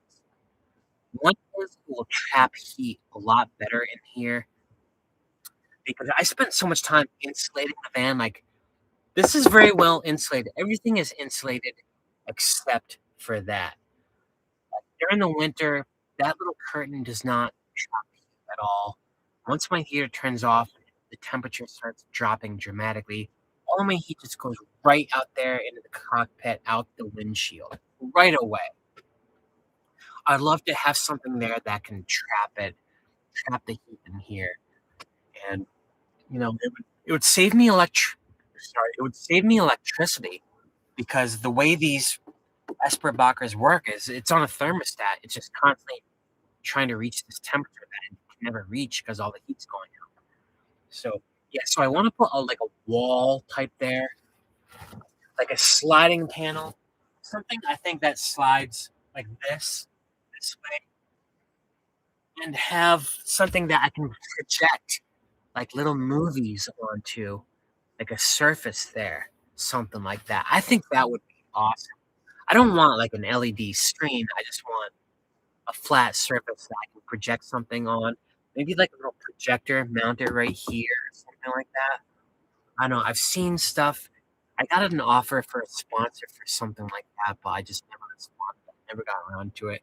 So that's a big project in 2026. A brand new divider. Take care of the heat situation in here. Take care of the lack of a movie theater situation. That's one project.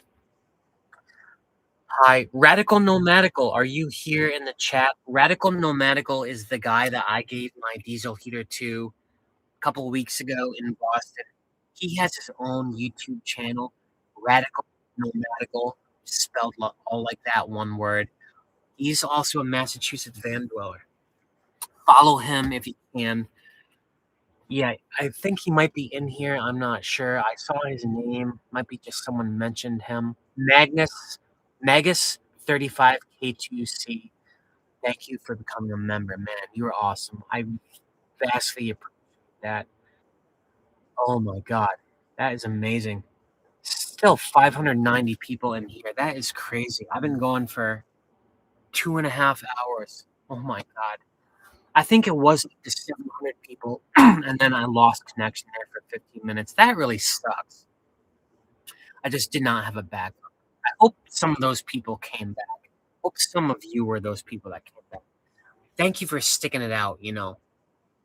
I lost the connection, and you probably had to go into your YouTube and search for me again. I don't know what you had to do. I don't know what happened there.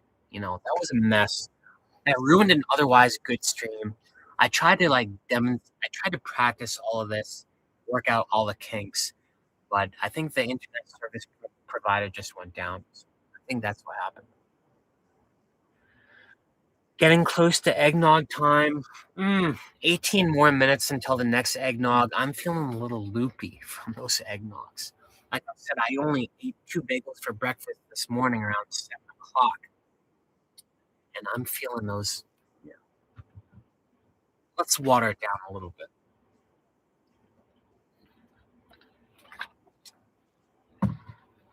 Is anyone here from like Europe or Australia, some other continent? I know someone was from the UK. Oh, I checked Amazon. It doesn't show it exists. So it's just an Amazon choice for DC power. All right, I don't know what people are talking about. Don't drink and drive. I am definitely not driving tonight. Not at all. I am in a safe spot. Friend is lending me his driveway and the wired internet connection to his router, and I am extremely thankful for that. Yeah. Oh, where is mm. USB is extremely low power. Yes, it is low power. USB is typically like 5 volts. They're very low power. They're great. You can do a lot with USB. All of my lighting in here is USB powered. All of it. It draws like next to no power. I know some people say it's like dim and stuff. I do actually have. That's because the Ford factory lights. All I have to do is unlock the van in here, and all the Ford factory lights turn on. They're super bright. So if I need super bright lights, that's what I do. I just get my keys out, unlock it, and the Ford lights come on. But these, I think these are great. I love dim light. I also installed that air conditioner, that Audi Quip Pro. It has a special feature. It has lights here. So I have these as well. I have like multiple sources of lighting. But I'm a big believer in the USB 5-volt LED lights, just for like everything.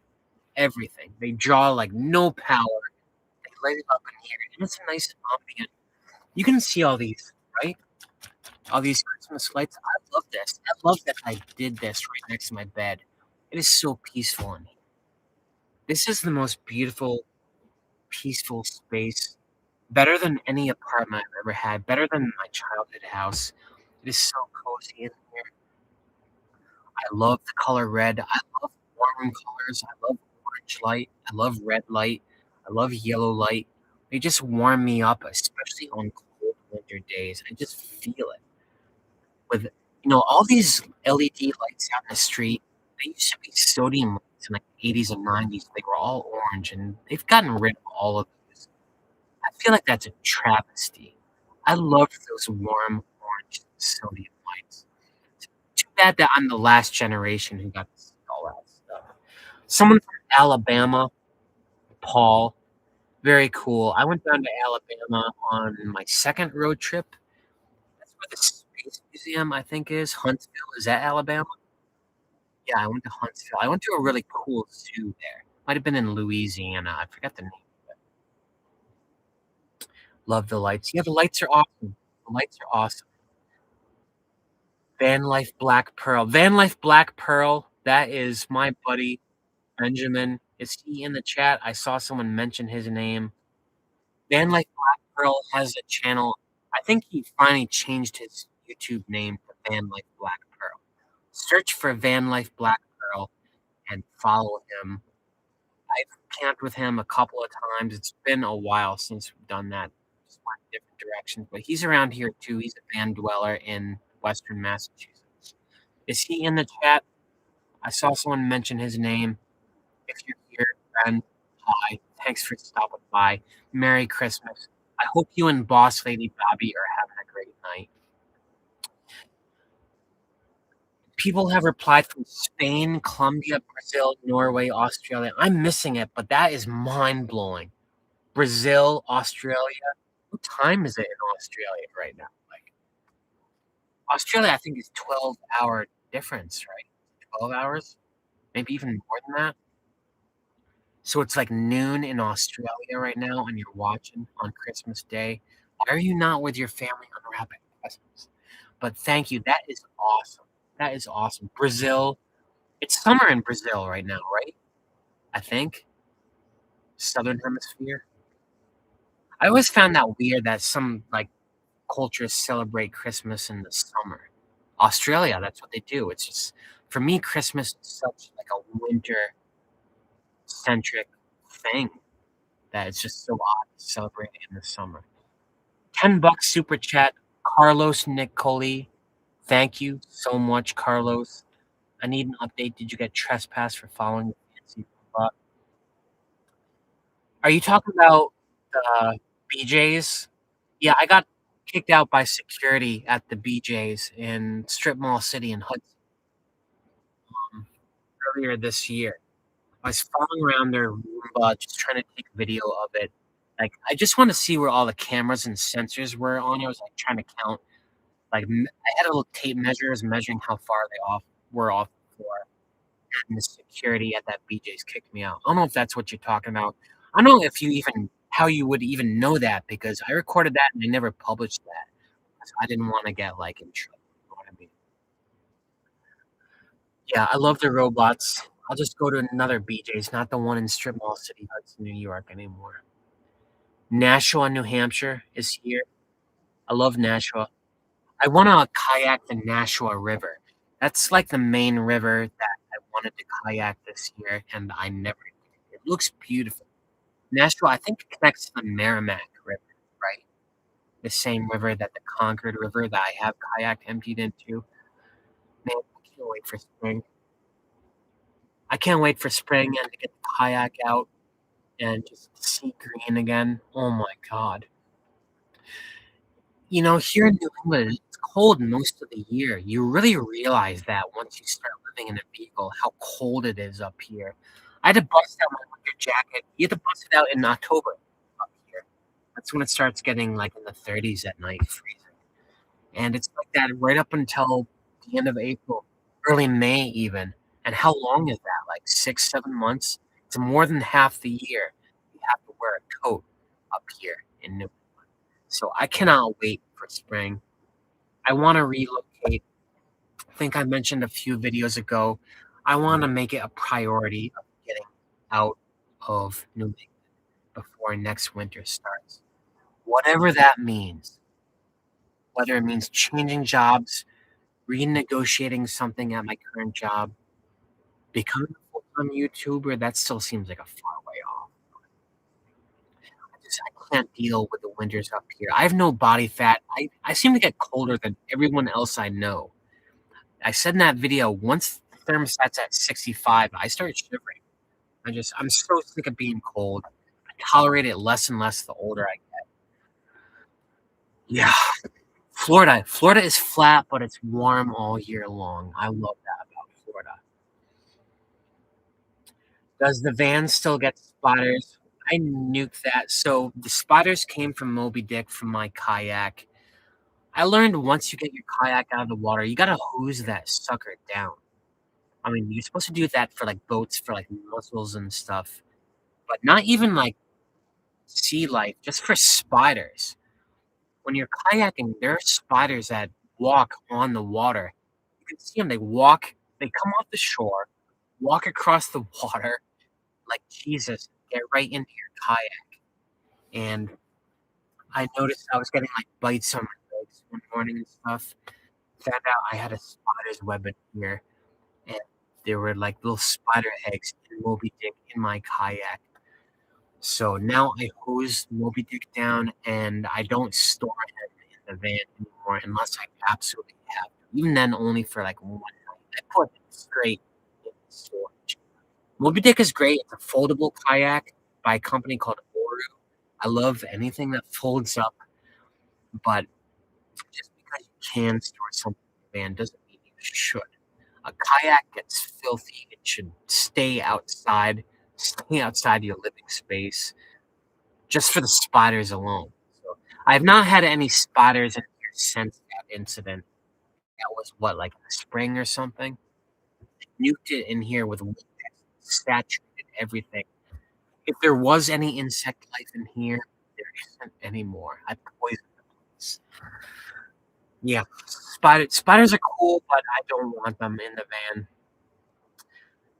What are people saying? Merry Christmas, Jerry Thompson. Merry Christmas to you, man. To you too, man. Merry Christmas, everybody. Thank you for joining in the stream. The 568 people here are still here.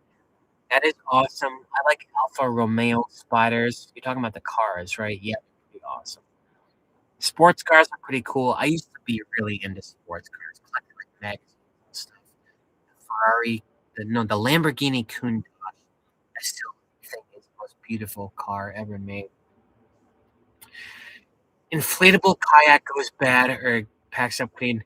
Yeah, I thought about inflatable kayaks, but I was reading about them and comparing them to the origami ones, the last ones I got. People just said that the origami ones are actually more comfortable than the inflatable ones. like the inflatable ones, you can barely like it has no keel to it at all. It's more like a raft in the shape of a kayak. That's why I didn't get the inflatable ones. They are good for saving space. Carlos Nicole, $10. Thank you so much. Didn't you just give me a super chat a little while ago, Carlos? Thank you so much, man. You the best. Wife and I could not stop laughing at that video when you complained about the tripping. You're talking about that BJ's robot. That was the first time I encountered that thing. I'd never been to a BJ's before in my life, believe it or not. Before I did that one, I think I only went to it because I was still at the auto dealership next door. I just needed something to do. I had no idea they had robots in that place. It lets out this crazy chirp. I didn't even realize it was a robot. Yeah, I love robot. I love anything technology. So I see one at live. I just want to go up to it, study its design and stuff.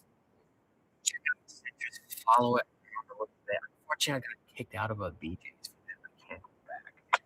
Yeah. I don't think I ever mentioned that before. That's why I don't do the robot tours anymore. I'm concerned about getting kicked out by security. There's another restaurant, not a restaurant, a grocery store chain that has a robot just like the BJ's one, like the same height as as it. I want to say Stop and Shop, maybe Price Chopper for those. I was thinking of like doing a silly video of getting the BJ's robot and the Stop and Shop robot and having like a marriage or something. I don't know what I was thinking. Oh, that ain't gonna happen anytime soon. No. I hope there's more stores that introduce robots because I love seeing those things in a while. Did you get a lot of snow? No, believe it or not, we had a beautiful day in the 50s, like 3 or 4 days ago. I don't remember. A lot. We had 6 inches on the ground here in Berkshire County, and it's mostly gone right now. Actually, it's not mostly gone. Do you see any out here? There's still an inch or two on the ground, but nothing like it was last year.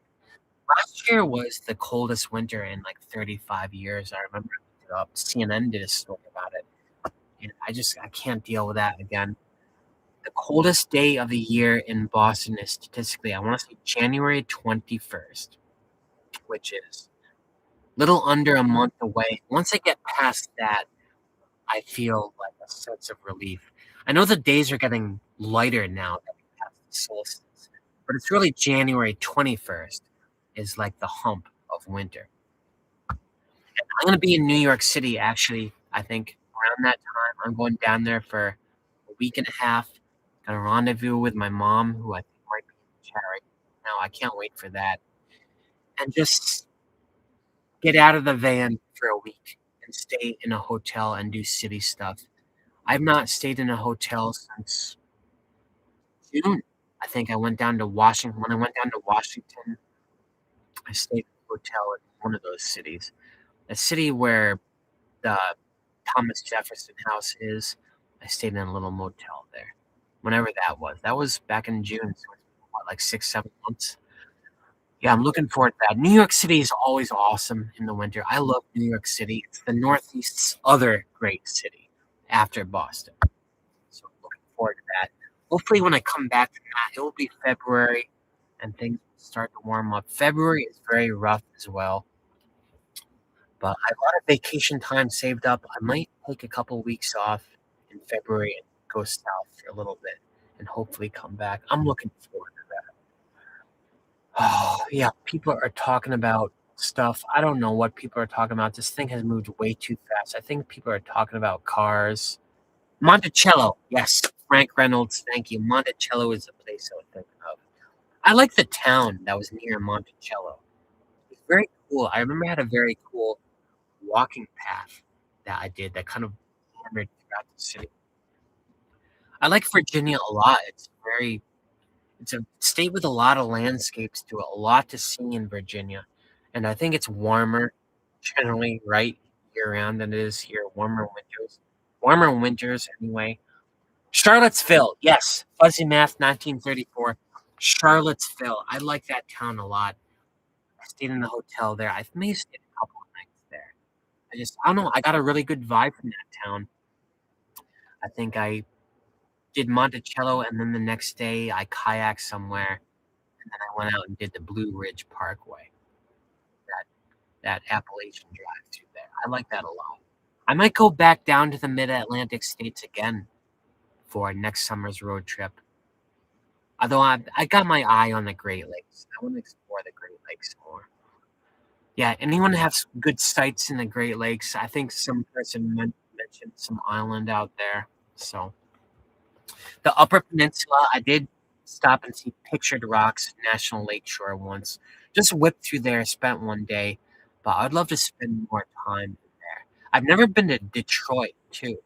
It's like one of the few major cities of the U.S. I've ever been to. I feel like I should do a couple of days. What do you think about New Year's Eve live stream? Yeah, maybe. I don't know. I mean, we'll see how this goes. Watkins Glen in New York is pretty. Watkins Glen in New York is awesome. I love Watkins Glen. They have a nice motel that's right in the center of town too. The thing about motels, I find it in a lot of touristy places in the United States now, all the motels are like outside the main village, like on a highway somewhere. So if you want to explore the main street of the town, you have to like drive to it and park. You can't just like pop out of your hotel and walk throughout the city. That's one thing I Watkins Glen you can. It's a very walkable little community. Lots of beautiful parks and gorges there too. I think the Beatles played at Watkins Glen. It was like one of their last concerts in the United States, if I'm not mistaken. Paraglide 2004, love your content. Merry Christmas. Merry Christmas to you too. And thank you so much for the super chat. That goes a long way. New Year's Eve live stream. I don't know if there's demand for it. I might do it. I'm really pissed that I lost connection there for like 15 minutes because I feel like I lost a whole bunch of followers and never came back. I was riding on something. That sucks. Road trip to Florida. Benji Booties, murdering your name. You might do a road trip. Good for you, man. In January, if you can. I don't know where you're coming from, but Florida is the place to be in January for sure. I would love to be down there. I just can't go. I can't leave Boston too long because I need to be in my office one day a week. So I am more or less tethered to New England for the time being. YouTube income is not enough to like quit my day job at this point. You know what I mean? Maybe someday. Maybe someday. Hopefully, maybe in years. We'll see how things go. I don't know. The door's wide open. I did a whole bunch of job interviews and I changed careers earlier this year, so I feel comfortable. You know, doing job interviews is something everyone should do every couple of years, just to stay sharp, just to like update your resume and make sure you have good presentation and speaking skills because they're important for all things in life. Uh, CSK Kedia. Whoa, $100? Are you serious? All right, let me try to get your name right. CSKD Fin 9609. Thank you so much, man. $100. That's a crazy amount. You are amazing. Like I said, that's how much I get for like one video. To get all that, you guys are making my night right now. You know, this is amazing. I'm gonna give you a like for that. I may have missed a few more super chats. I will go back and find all those and thank you. I'm sorry if I have. I'm like, I'm talking to you guys, telling my story, and there's like this whole conversation going on. I'm gonna have to read all of that later. I feel like I'm missing out a whole ton. Seneca Lodge, someone mentioned Nora K. Allen. Seneca Lodge. Is that a place I should stay? I'm assuming that's in upstate New York. Is that in Watkins Glen? Yeah, I'll look it up. I love upstate New York. Upstate New York is amazing. Tons of amazing landscapes up there. It's got to be the number one state east of the Mississippi in terms of diversity of landscapes. Upstate New York, an amazing, amazing state. Art Sturdy, what's up, Matt? Been watching you for about 5-6 months, give or take. I love that you're not a pretender. You're definitely an authentic guy. I appreciate your videos. Well, thank you. Thank you. I learned long ago that if you're gonna be a vlogger, trying to, like, do scripts and stuff, that's out the window. That's just not gonna happen. I just record everything that I do, and y'all keep watching it, so I thank you. You know, it's like, I don't know. I'm so humbled by that. I can't believe you all watch. I don't know what you see in me. It's just, yeah, I'm very humbled by this. Thank you. It's eggnog time. Yeah, it is eggnog time. All right. I will do another shot of eggnog. Hold on a second. I'm gonna have a little piece of banana. The banana is very good. Yeah, that came out excellent, actually. All those spices I put it in. I didn't even throw in any oil in that, and it's very oily. I think chestnuts are very, very oily. All right, another shot of eggnog. I'm not gonna pound this. I'm gonna sip it. Try to taste it. Mm. All right, cheers, everyone. Merry Christmas. Thank you for joining my stream. Thank you for joining it after it went down for like 15, 20 minutes. Almost destroyed the feed. I lost a couple hundred people who never came back, but you all are still here. So cheers. Mm. Eggnog is good stuff. Very creamy, very buttery, very good. Do they put the yolk in it? Like, I'm assuming there's actual eggs in the eggnog. It's not like a raw egg, is it? I hope not. I'm assuming this company knows what they're doing. I'm not gonna get salmonella poison. Oh, how's my workouts going? I really wanted to get to the gym today. I really, really want to do, but Planet Fitness closed at 11 a.m. So I did not. I did manage to take a shower at someone's house, though. So I got cleaned up just in time for this live stream. I can't wait to go to the gym again. It's closed tomorrow. I'm gonna see a movie tomorrow with my step siblings, with my half siblings, called Anaconda. I guess it's either a remake or a satire or something about that John Voight movie. Angelina Jolie, wasn't she in that too? Came out like 25 years ago. I'm gonna be seeing that tomorrow. Won't be able to make it at the gym. I love the gym. I became a gym rat because of Vanlife. You know that? I never really went to I've had gym memberships like off and on in my life, but it wasn't until I moved in the van that I was like, yeah, I really need a place to get to shower reliably. I do have a shower in my van, but I would rather not use it if I don't have to because it's carrying around all that water. It uses up a lot of water, and water is very heavy to carry around. And in winter, I empty the pipes just like you do in a house. So I do not shower in here in the winter. I did that like one winter, and it just got to be too complicated. I think my gray water tank underneath froze, and I couldn't drink anything. I did a video about that. So I love the gym. I love Planet Fitness. They are great. It's I spend 3 hours at the gym. It's just a place to be. I mean, if you're gonna be living in a van, it can be very lonely sometimes. It's just gonna end up that way. And the gym gives you a place to go, a place to dwell for a couple hours, and it's a good productive use of your time, you know? It's not like just watching a movie. I could go watch a movie, but you're sedentary. At the gym, you're building up your body, you know? Cardio, weight training, whatever it is you're doing, it's all great. Makes you feel great. You get that runner's high at the end. Yeah, I love the gym. I can't wait for them to open up again on Friday. Just gotta wait another couple hours, couple days for that. I'm getting a little loopy from this eggnog. Let me take another sip here. All right, what are people talking about? Where is your banana, man? Man, my bananas are right here, but I'm not really hungry right now. I also find it hard to eat and talk at the same time. You said you're top in your field. You could get a job anywhere. Yeah, I probably could. Yeah, I probably could. You know, I applied to, I think, 6 jobs and I got interviews with 4 of them. I think that's a pretty good ratio last time. But I don't know. Changing jobs, I can get a new job, but I kind of like to stay in my realm of expertise.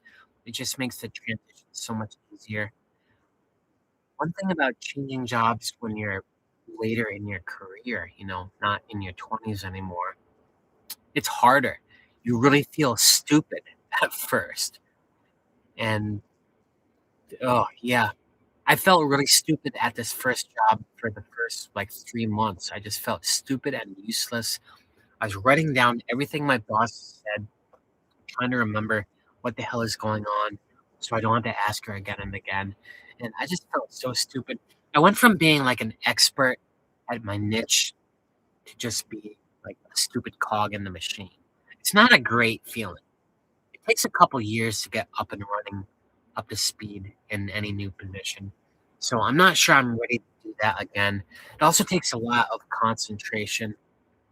If I were to change jobs again somewhere else, I feel like I would have to tone down the YouTube thing a lot just to, like, spend after hours time concentrating, learning the ins and outs of the job, stuff you can't learn from 9 to 5, you know what I mean?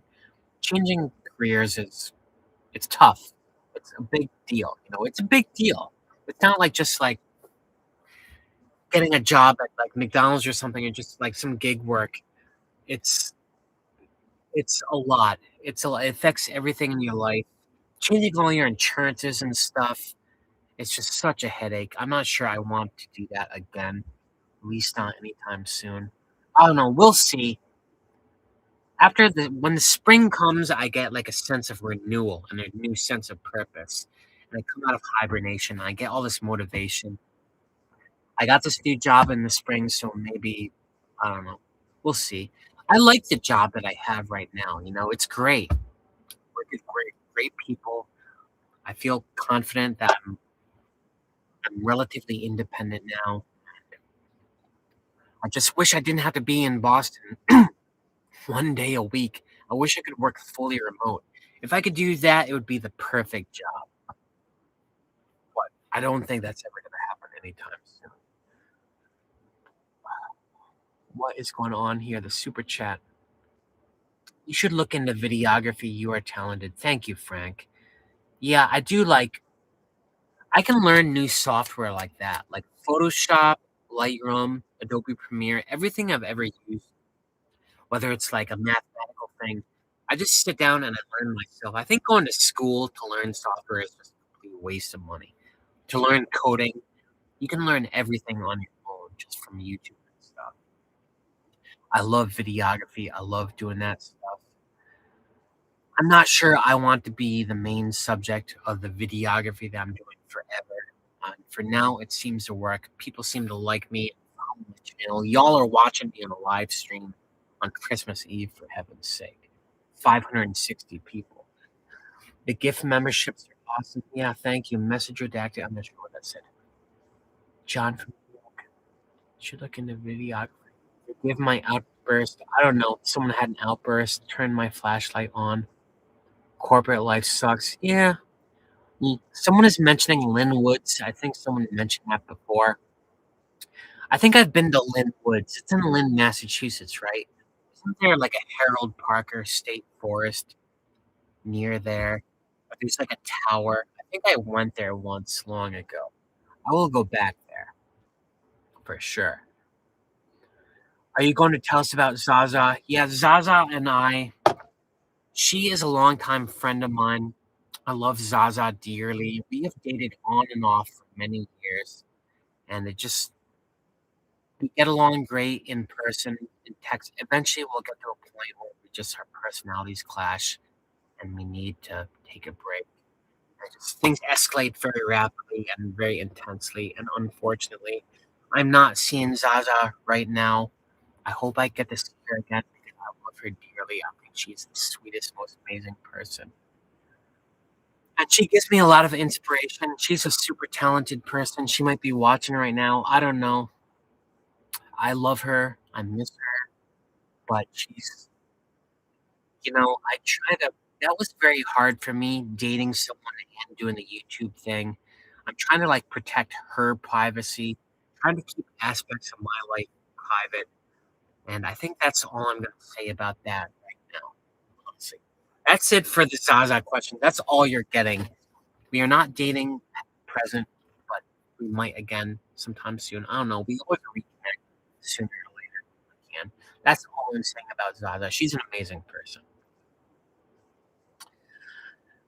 Too bad you guys were cute. Yeah, we were cute together. She is really cute. She might be watching right now. I'm not sure. Merry Christmas, Matt. Just checking out the merch page. Great photography.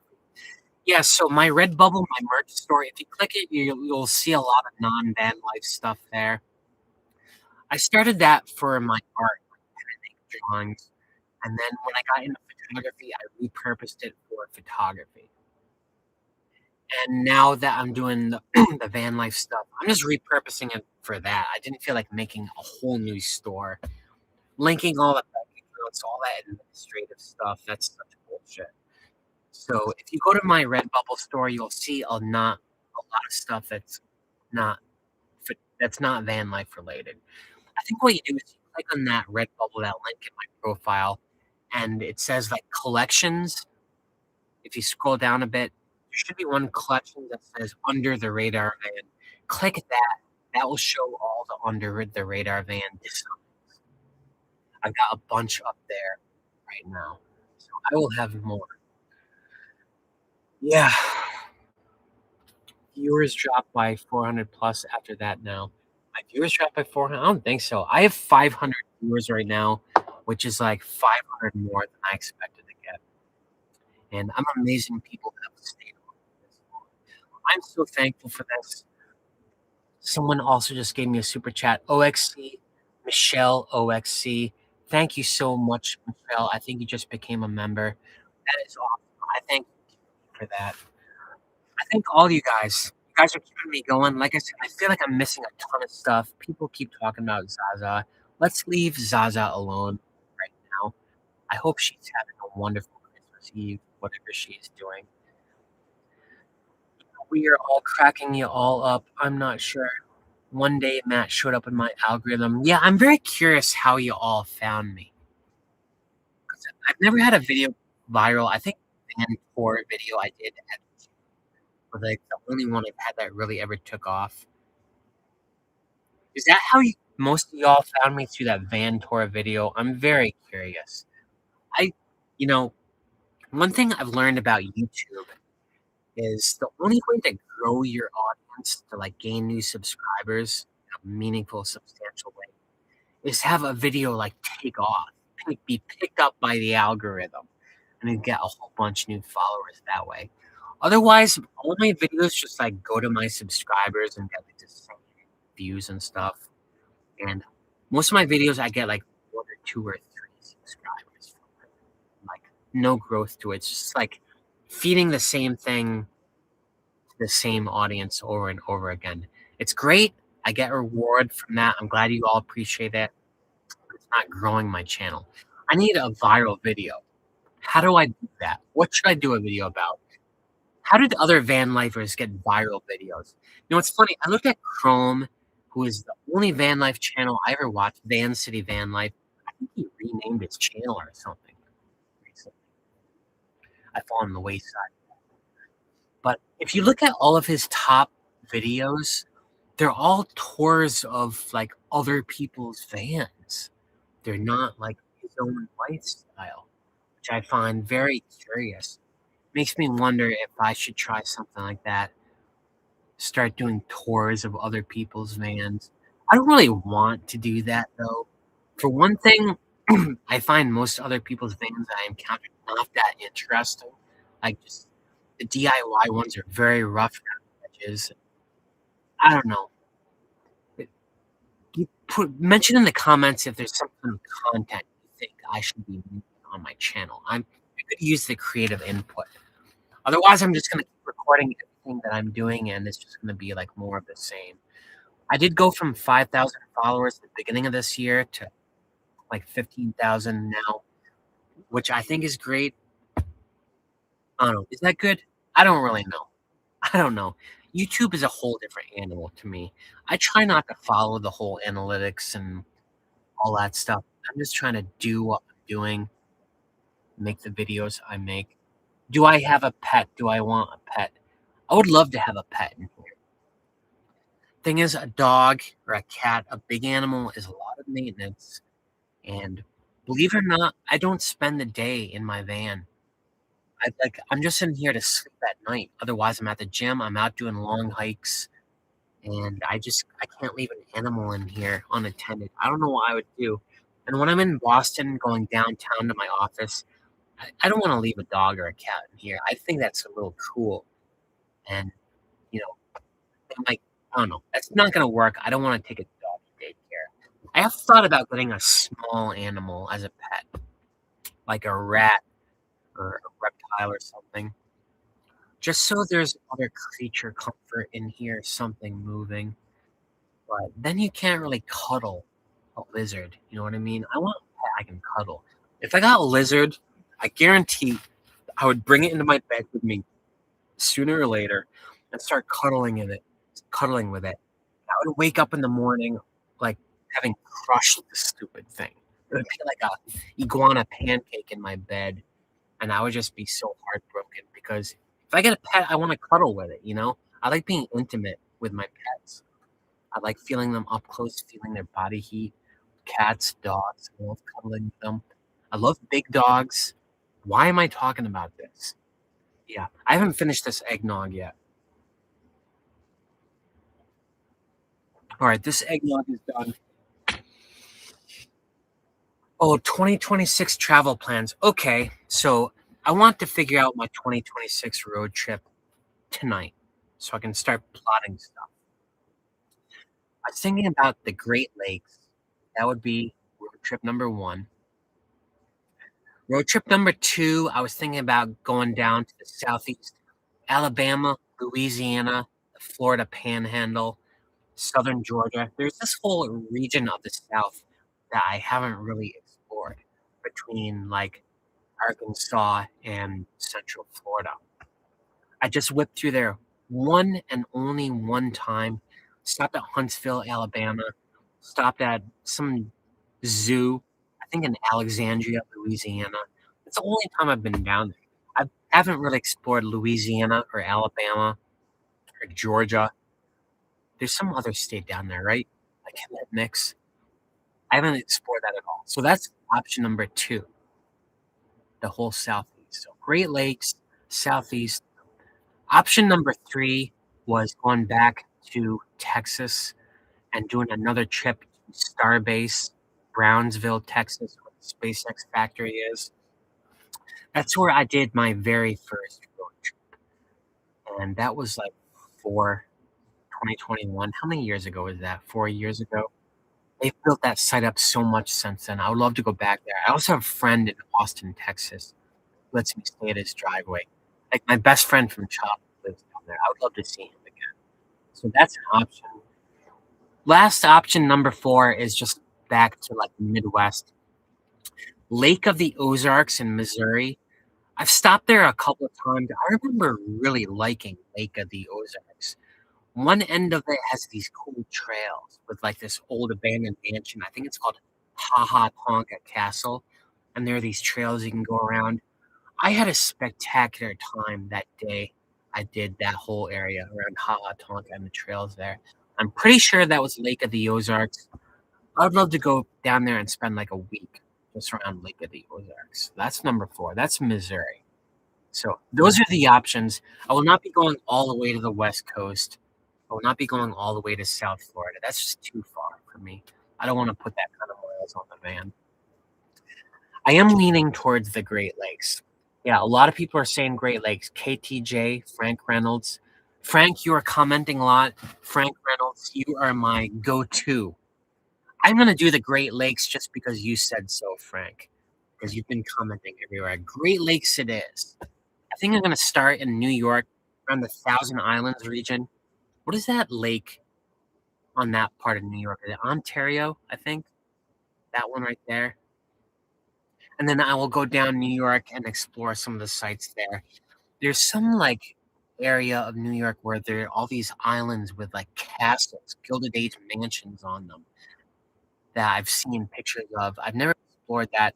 But being the next state over, it's amazing I haven't explored that. I would like to do that. And then I would go down maybe South Ohio. I don't want to go through Canada. Sorry, Canadians. I don't want to take my van across the border again. I've mentioned why. And then I would love to explore Michigan more. That whole left half, the whole west half of Michigan, I haven't explored at all. Actually, the whole like main body of Michigan, I haven't explored at all. I drove from the Upper Peninsula to Boston all in one day. So made no stops in the main body of Michigan. I think there's some cool sites there. I would love to see. What is there to see in Michigan? Are there cool like waterfalls and landscapes in Michigan? I know about the cities, but I'm looking for really cool parks in Michigan. Thousand Islands are awesome, Sir Drake. Yeah, I think they are awesome, right? That's the region where all the mansions on islands are, right? You can take the ferries out to them. I have a feeling you probably have to book that stuff in advance, so I want to do that like early in 2026. Oh, what are people down? Wiping down the paper towels. Total fix for condensation. Condensation is inevitable in your van, okay? In the winter, if you're gonna have heat in here, there's gonna be condensation. I do paper towels because my goal is to physically remove the water from my van as cheaply and easily as possible. If I use like a cotton cloth, like a towel or something, all the water just gets absorbed into the towel, and then how are you gonna dry that towel? Just like leave it hang drying in here, all the water will re-evaporate and recondense elsewhere in the van. With paper towels, I can physically lift the water and get it out of here. So I think paper towels are fine. Yeah, it is a bit of a pain reaching down there. I might get like a squeegee stick or something, but I've never developed a better solution than paper towels for getting rid of the condensation. I've heard about like chemical sprays that causes all the water to run off of it, but where does the water go? That's what I ask. The condensation just comes from your breath. It's not even from the little buddy, or not even from cooking. I wouldn't even be cooking in here. And it's amazing how much moisture there is in your breath. After a whole night of that, there's just water all over the place. Dehumidifier, yeah, but that takes up a lot of space. There's a lot of great solutions that people have suggested that the only reason I don't get them is because I don't have the space. Dehumidifier would be great, but how big are they? Aren't they kind of big? Like I really don't have space. Even something shoebox size, all my space in here is taken up. Like I am maxed out in terms of space in here. People have suggested some great cooking solutions like air fryers, crock pots. Those sound awesome. Crock pot would be great. Um, a microwave, yeah. People are always going to say the microwave for heating up food. Listen, I just don't have space. Like, look at if I even get a new pan, I have to throw something else away. I don't have space for any new kitchen stuff. Microwaves, they do eat up a lot of electricity too. I mean, they're a big power draw, and I'm fine with eating room temperature food. Like having something hot isn't worth it to me. Why don't you use a heated blanket or a sleeping bag? Well, I do have a heated blanket. I get that question a lot. And the reason I don't is because I wanna concentrate on keeping the entire cabin space warm in here. Like, if I just let everything get cold and just live inside a sleeping bag all night, I'm not gonna wanna get out of the sleeping bag when it comes time to pee or, like, get up in the morning, you know? I'd rather keep the entire interior space. When I first moved into the van, I did have a sleeping bag here. But once I got the heater up and running, and I get it to like 70 degrees at night, the sleeping bag gets too hot. So the sleeping bag lives up here right now. If my heater were to fail, I do have a heated blanket. I do have a sleeping bag. I can bust those out in emergencies. But right now, when it gets super cold, I like the solution of getting down there and lying next to the hot air vents. 'Cause like I said, it's hot air blowing right on your body. It's actually very comfortable. I like it a lot. But of course, you should have a sleeping bag if you're going to be living in a vehicle, just as an emergency. You need contingency upon contingency upon contingency plan for heat. One, the first year I did this, my battery, I wasted all my electricity. The low voltage alarm went off at like 3 o'clock in the morning, and my heater died. And I had to idle the engine, get up there and just like idle the engine and run the car for like 4 hours. That was the only way I stayed warm. It was like 0 degrees outside. It was a nightmare. Oh my God, 476 people are still hanging out, and it's 11:02, less than an hour till midnight. I did want to go till midnight and just say goodbye to New Year's Eve. Oh my God, I'm feeling a little loopy, folks. Those eggnogs are really kicking in. Am I the only one? Probably. Probably not. I'm sure some of you. Someone says, don't spread misinformation. Raul, are you talking to me? What is the misinformation? Much better to prevent condensation than wipe it off.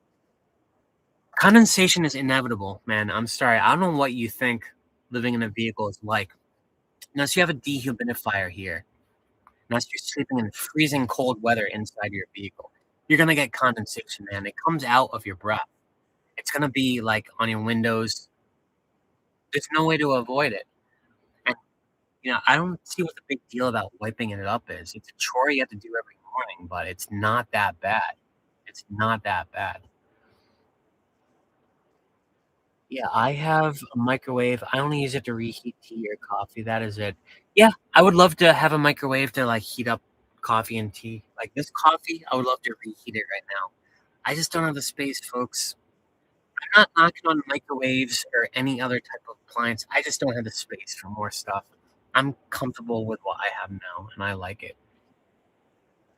As a passage of time, please collaborate with Ember. Who is Ember? Is Ember a YouTuber, I'm assuming? Is Ember a Vanlifer? Who is Ember? I think you are loopy. You're not used to hardly. Yeah, I am a little loopy right now. I'm not talking about preventing condensation. I'm talking about a better way to wipe it off. What is a better way to wipe off condensation than paper towels? If you said something, I missed it, Zen Pirate.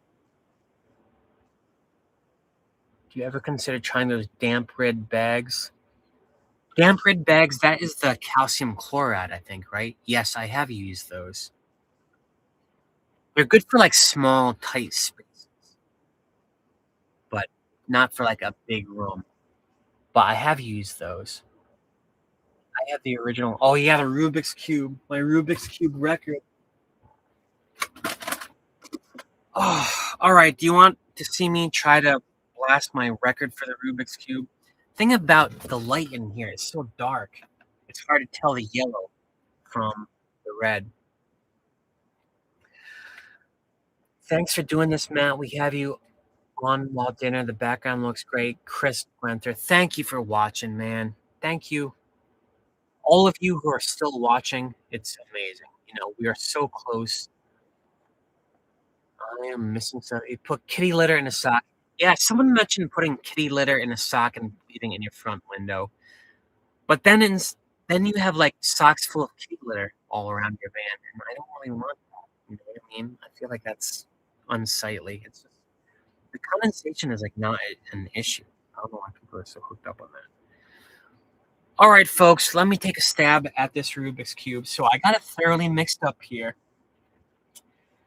And I have to have this light on, so let me study it for a sec. The first way to solve a Rubik's Cube is a series of algorithms. First thing you want to do is form the white cross. So let's see, I got one centerpiece there. This is the blue. Where did the blue go? The blue is going to go over here. I'll twist that around like that. Orange goes up. And then we got the blue. And then we have the red. So there, we have, nope, I got one more to go, the green one. There we go. That is the white cross. That's the first step in solving the Rubik's Cube. Next thing you want to do is solve the corners.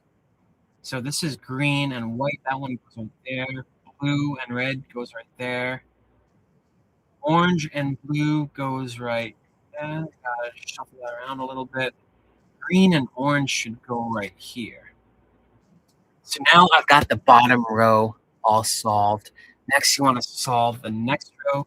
This one has a little bit of trickiness to it. You gotta kind of eyeball it, figure it out. I think this one goes like that. This one is sticky. Oh, I messed this up. You know what? Hold on a sec. All right. So we got green and orange. That one wants to go right there. Right there. Goes like that. All right. So we've got the second row solved. You see all that? The next thing you want to do is solve the yellow cross on top. This one, yeah, this one takes me a little bit of time sometimes. It's not always obvious. Here we go. I solved the yellow cross like that. See that? Next, you want to line up the middle pieces so the red and the blue are lined up, but the green and the orange are backward. So to solve that, see what I'm saying? How the green and the orange are not. Let's see. I think you go up, over, down, up, over, down. Turn that. No, got to do it one more time. So we go. Let's see. Up, over, down, over, down, over. Nope, I completely messed this up. The eggnog is kicking in, folks. I completely messed this up. Oh my god, what have I done? Back in the right shape here. All right, I'll try this for another minute. Otherwise, people are gonna probably stop watching me. Who wants to watch all this crap? All right, so the bottom is done. What do we got here? Got the green, the orange. There it goes.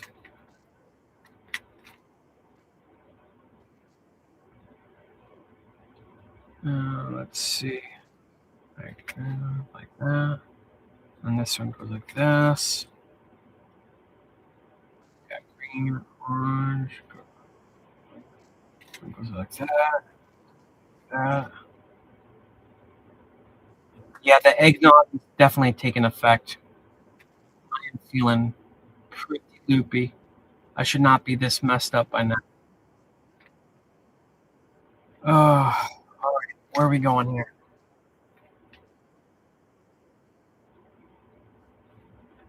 Green, orange goes like this. I am definitely not making any sort of personal record here, that's for sure.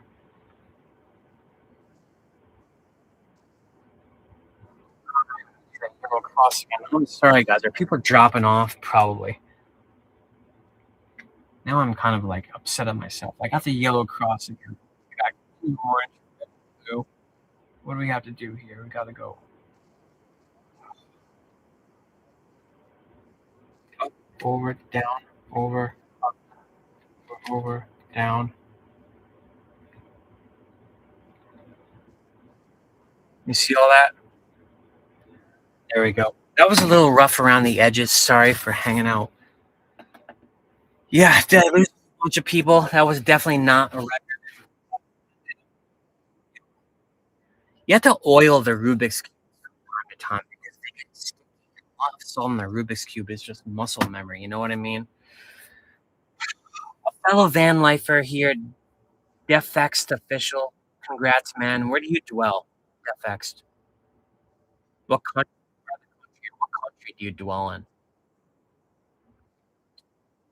Nice, great job. Oh, thank you. Yeah. Mountain Walkie, $10. Thank you so much, Mountain Walkie. I stumbled across your channel YouTube year 2024. Wow, really? That was an old video. That was like the first video that I made in like 6 months up until that point. That's when I started taking YouTube seriously again. So thank you very much. Mountain Walkie, I recognize your profile picture.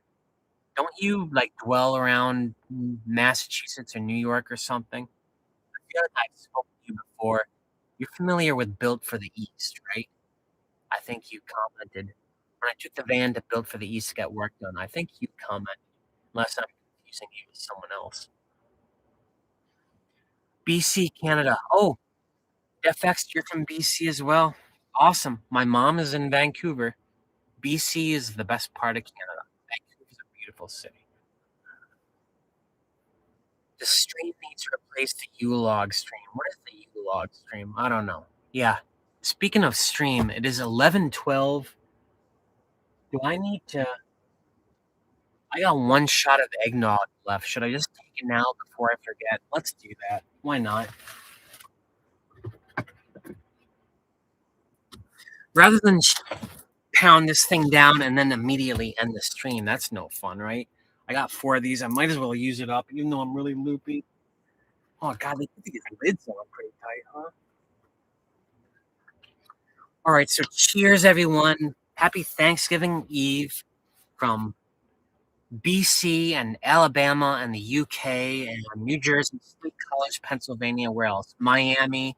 I've seen people from Alabama, from somewhere in Tucson, Arizona, or something. Prescott, Arizona, whoever that was. Cheers to all of you. Mm, mm. This is good. I'm starting to like this stuff.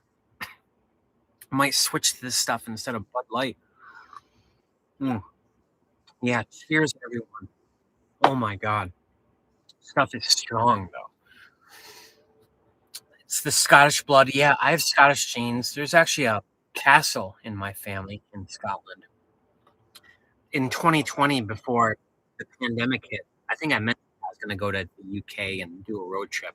I was going to go to Scotland and see a castle, a McPherson castle that's in my family.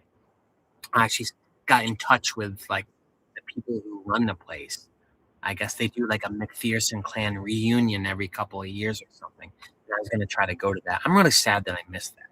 You know, when they canceled all those flights and stuff because of the pandemic, I never got a lot of that money back. Some airlines and stuff. I'm kind of pissed about that. I think that kind of like put me in a sour mood about flying because I don't think I've ever flown since, actually. Yeah, I haven't flown in like 5 years.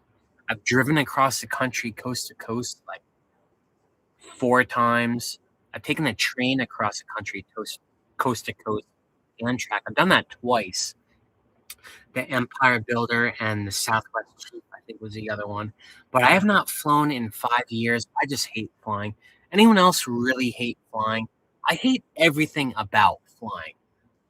The discomfort of the seat, the all the lines you have to wait in, just being treated like cattle by security, even just getting to the airport and getting from the airport to wherever you're staying. I hate everything about flying. Yeah, old man Taco, flying does suck. Everything about it. I would much rather just drive everywhere all the time. I love driving. We have nobody that represents New England. I represent New England. I don't know what you're talking about, but I represent New England. I've lived here my whole life. I was born and raised in Massachusetts and lived in Boston for 20 years. I lived in New York State for 4 years briefly when I went to college. I went to college at RPI in upstate New York. Studied electrical engineering, a career I never pursued. Looks like we're all in agreement that flying sucks. Yeah, Merry Thanksgiving under the influence. Yeah, I'm definitely. Too bad you didn't film all that for YouTube. Didn't film what? All the flying? Oh, the road trips, the cross country Amtrak. Yeah. Hmm. Yeah, you know what? I've done a lot of really cool adventures in my photography days. One of the coolest things I ever did was Havasu Canyon in Arizona. Very hard to get to place. Google Havasu Falls. It's like paradise on earth. The most beautiful little strip of landscape you will ever see in your life. I hiked down there by myself in the desert 10 miles and hiked back out of there because I didn't have a reservation, like 25 miles into Havasu Falls. The most amazing adventure I ever had. And I just took photos. I wish I took videos. I wish I recorded all of that stuff. Even when I first got my drone in 2017, I did so much flying in cool places, took amazing shots. I never took video. I wish I did. I just wish I would have so much more content. had I gotten into videography sooner. I really regret not getting into videography sooner. I don't know what the final push was that crossed me over the threshold from photography to videography. Yeah, I don't know. I wish I did it sooner. My life would be very different. Who was at the window? Someone at the window? Probably the family of the driveway I'm staying in right now. I totally missed that. You talking about this window right here? Was someone there? I missed it.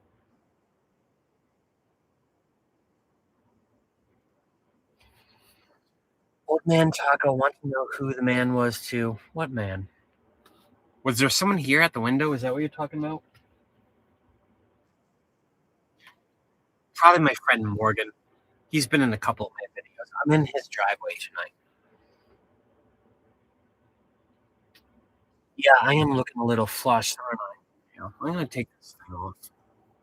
My head is getting a little hot. Robert Fonteno, 135. Merry Christmas, Matt. Keep up the good work. Thank you very much, Robert. You are the man. I am very thankful for all these super chats I'm getting. I didn't even need this. I just wanted to talk to you guys. You know, I, I do pop into the comments from time to time on my videos and read them. And one of them really hurt my feelings a while ago. It might have been a couple of months ago. Someone said, "I can't believe he never replies to any of these comments. It must be like an ego thing. How big is this guy's ego?" Something along those lines about my ego. And I was like so offended. Like as a defensive at first, like my ego has nothing to do with that. It's about like my time and I don't have time. But after a while I just became very sad that that's like the ideas people were getting. That I don't reply to your comments because I have an ego or something. I do the best I can. My time is spread so thin, and there's like 100+ comments on every video. You know how long it takes to read 100 comments, let alone respond to them? It's like I have to sit down for a couple hours doing that stuff. I try to. Listen, I definitely try to. When members comment, I try to respond to them. If I haven't, I'm sorry. I will do a better job in 2026. It's just all a matter of time. That's it. Kim5179, hi Matt. Cheers from North Idaho. North Idaho is awesome. I've been in North Idaho from both the east and the west. When I went to Yellowstone National Park, there was like no place for me to stay. I could not get a room at the lodge. The lodge at Yellowstone had by Old Faithful. You had to book that thing like 4 years in advance. It's crazy. So I drove over into Idaho, and had the most awesome boondocking experience I've ever had. It's just like this series of hills and cliffs, and yeah, I don't remember where that was. If you look on a map, find Yellowstone and look at Idaho, there's like a little village right over the border where you can boondock. I had the most amazing experience there. I've also been to Idaho from Palos Falls in Washington State. I drove east from there one time, dipped into Idaho. I remember there being a college town in that area, Moscow, is that right? And there was some beautiful waterfall there in Idaho. Idaho is a very underrated state. It has some cool stuff. I think that's where the Snake River is, right? Snake River Canyon. I think that Evil Knievel tried to jump over. Am I right? Your throat burning from all that eggnog? Yes, it is. I have a little bit left. Hold on a second. All right, all the eggnog is gone.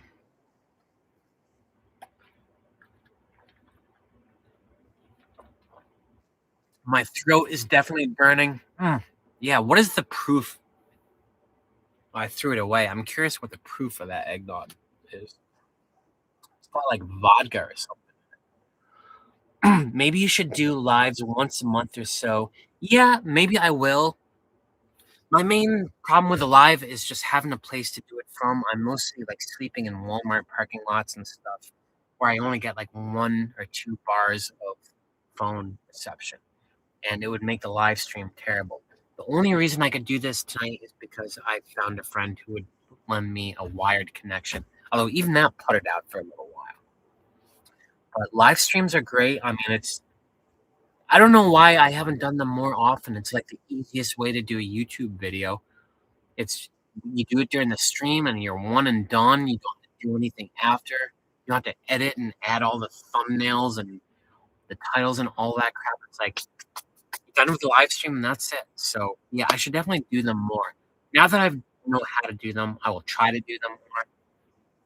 I like to have a special event for them though. It feels weird to do a live stream on a Tuesday just because. I don't know. Maybe people will like that. I don't know. I will try to do them more. I will definitely be doing them more after this, though. This has been a lot of fun, and there's still like 530 people. You need water now, Matt. Do I sound a little hoarse? I'm all out of Diet Coke. I'm throwing stuff around. This is coffee. I probably shouldn't drink more coffee. It's like so late. Hold on. I'm just gonna chug water first.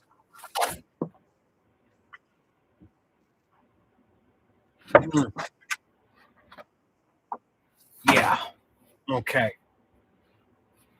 All right. My voice is a little. I'm still a little rough, but I will make it. What are we doing on time? 11:23. Only another 37 minutes. Right? That is amazing. Yeah, I'm trying to catch up. New Year's Eve live stream. A lot of people are mentioning a New Year's Eve live stream. I don't know. Don't a lot of people like go out and do stuff on New Year's Eve or like watch the countdown on TV? I feel like I didn't have much competition on Christmas Eve because people are usually like partying with their families and stuff. There's no, there's no like big event on TV. I think New Year's Eve I'd have a lot of competition. I don't know. Maybe I will. We will see.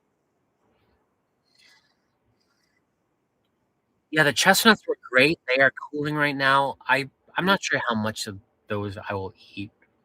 If I don't eat them all, I'm not gonna eat them all tonight for sure. I will just save them out. They came out great though. I had one and it was freaking delicious. Starlink. All right, let's put the Starlink thing to rest. I will tell you my Starlink story and why I do not use Starlink because I'm sick of getting questions about it. I had Starlink for a year and a half. I was one of the first adopters. The moment Elon Musk did that presentation, I was like the fifth person to put in a reservation for Starlink. I got the dish in 2021, I guess, and it never worked. And like for 3 months, I would set it up, it would work for 5 minutes, and then it would stop. And I searched and searched and searched for like a hotline or an email or someone at Starlink I could call. And back then, probably still now, there was none. There is no hotline. There's no one you can reach at Starlink. All you could do is go through this FAQ and like put in a ticket. I put in a ticket. They didn't respond to my ticket for 4 months. I didn't have Starlink for those 4 months. And finally, when I got the ticket, they said, "Oh yeah, we mailed you the wrong box or something. So we're gonna mail you a new one, but we're gonna activate the one you have now. So when you get the new one, just ignore it." So I'm like, all right. So they activated this Starlink that I had for like 4 months at that point. It was working great. And for like 6 months, Starlink was the bomb. I used it everywhere. And then I got a notification from Starlink through the app saying, I need to return this Starlink dish now because I have two of them. If I don't return it, they're gonna charge me $600. And back then it was like they only direct debited from your checking account. You couldn't use a credit card. So I'm like, what the hell? So I packaged up this Starlink that was working great, mailed it back, set up the new one, and it did not work.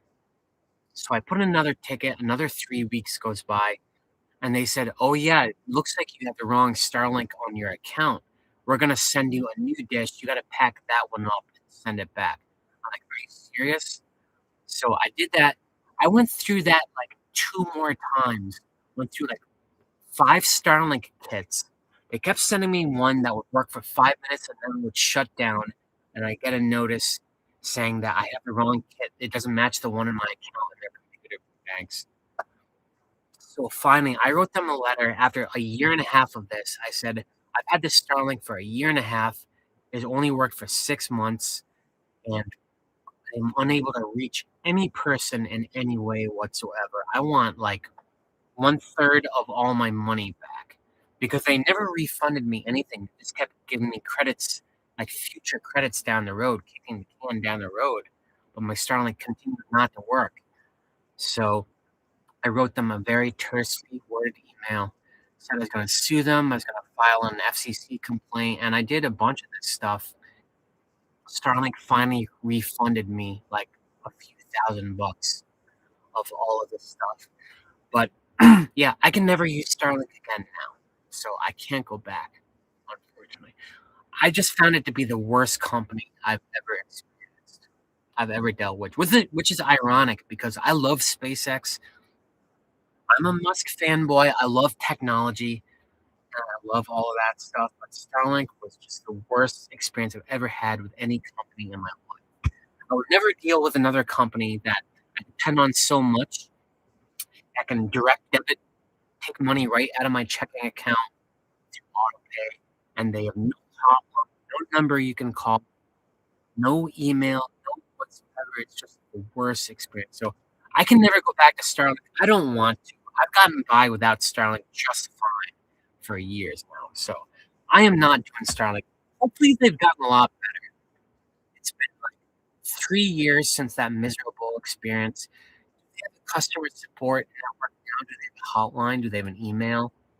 Are they still doing crap like this? Because yeah, I just it was the worst experience I've ever had in my life. So I do not use Starlink.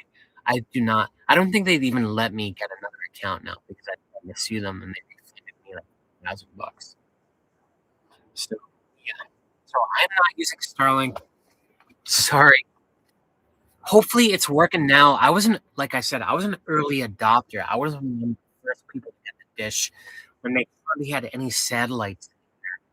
They only had like 2,000 satellites in the air when I got it. Now they have like 14,000.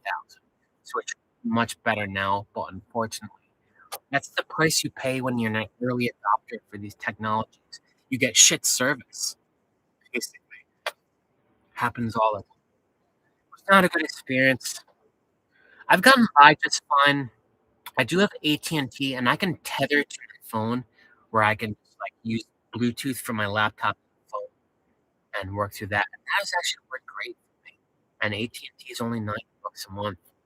I've gotten by doing that, and I can go to my office, and I have you know, I can work in coffee shops when I need to, as long as I don't need to do a Zoom call or something. I've gotten by without Starlink. Have I been swearing? Have I been swearing? I'm trying not to swear, folks. Eggnog is kicking in. I'm starting to get, like, all emotional, you know? S I'm visiting the Mohegan Sun Poker Room on New Year's Eve. Mohegan Sun is down in Connecticut, I think, right? Or is that in upstate New York? Yeah. Well, some people are saying they've had better experiences with Starlink. I'm glad you have, but I have nothing but hate for that company, and like I said, I don't think I can open another Starlink account. I don't think they'd let me. They basically sent me an email. I have the email. They refunded me, like, $3,000 and said something like, "Don't let the door hit your ass on the way out." It's like, not well. So I'd have fallen out with Starlink. It's fine, though. Not even sure it would have made a difference tonight because I'm not sure if their service has gotten any better since then. Oh, did I say SHIT? I tried not to. I have a feeling YouTube AI, like, scans these videos for swear words, and the more of them you say, the more it throttles the reach.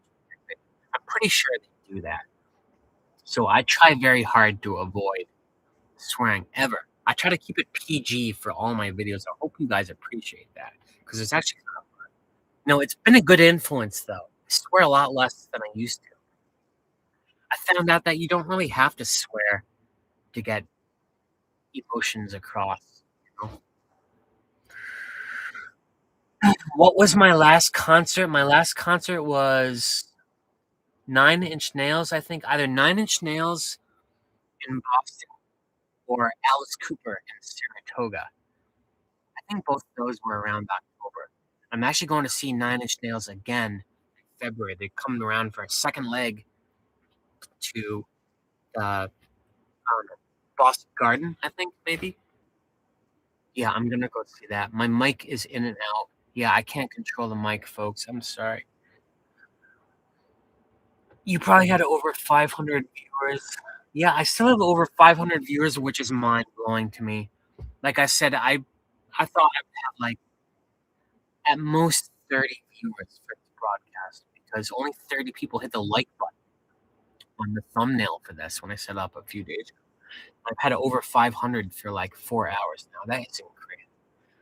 Yeah, Nine Inch Nails, my favorite band in the world. I've seen them on every tour since Fragility since 1999, at least twice. I saw them at their Hall of Fame show in Cleveland. Um, I've seen them so many times. I actually ran a Nine Inch Nails fan page in the late '90s called I forgot it was go.to/nin, something like that. And I ran a Depeche Mode fan page in the late '90s called Digital Mode. And I got to do an email interview with Dave Gahan. It was like the highlight of that stage of my life. I was still in college at the time. Yeah, on the road to 20K. Yeah, you know what? So the most followers I've ever had on my Instagram when I was gung ho at the top, like all the time, I think I had like 19,000 some odd followers. So if I can get past 20,000 followers, that's like a milestone for me. I know it's a nice round number, but it would be like the most success I've ever had at any of my side projects. I've been trying to make it as an artist for over 20 years. Over 20 years. I started in like pen and ink. I had a bunch of art showings. I was like artist of the month in the Boston Phoenix when that was still around once. Had my work shown around Boston, New York City for a while. And it's hard to make it as an artist. Very hard to make it. And then I got into photography. I was gung ho in photography for years. I had some success. But it's like the amount of money you put in, time you put in, so measly compared to what you get out in terms of like in terms of monetizing the hobby. And I knew at one point that I just needed to figure out how to use the video. It's just like one more button on my camera.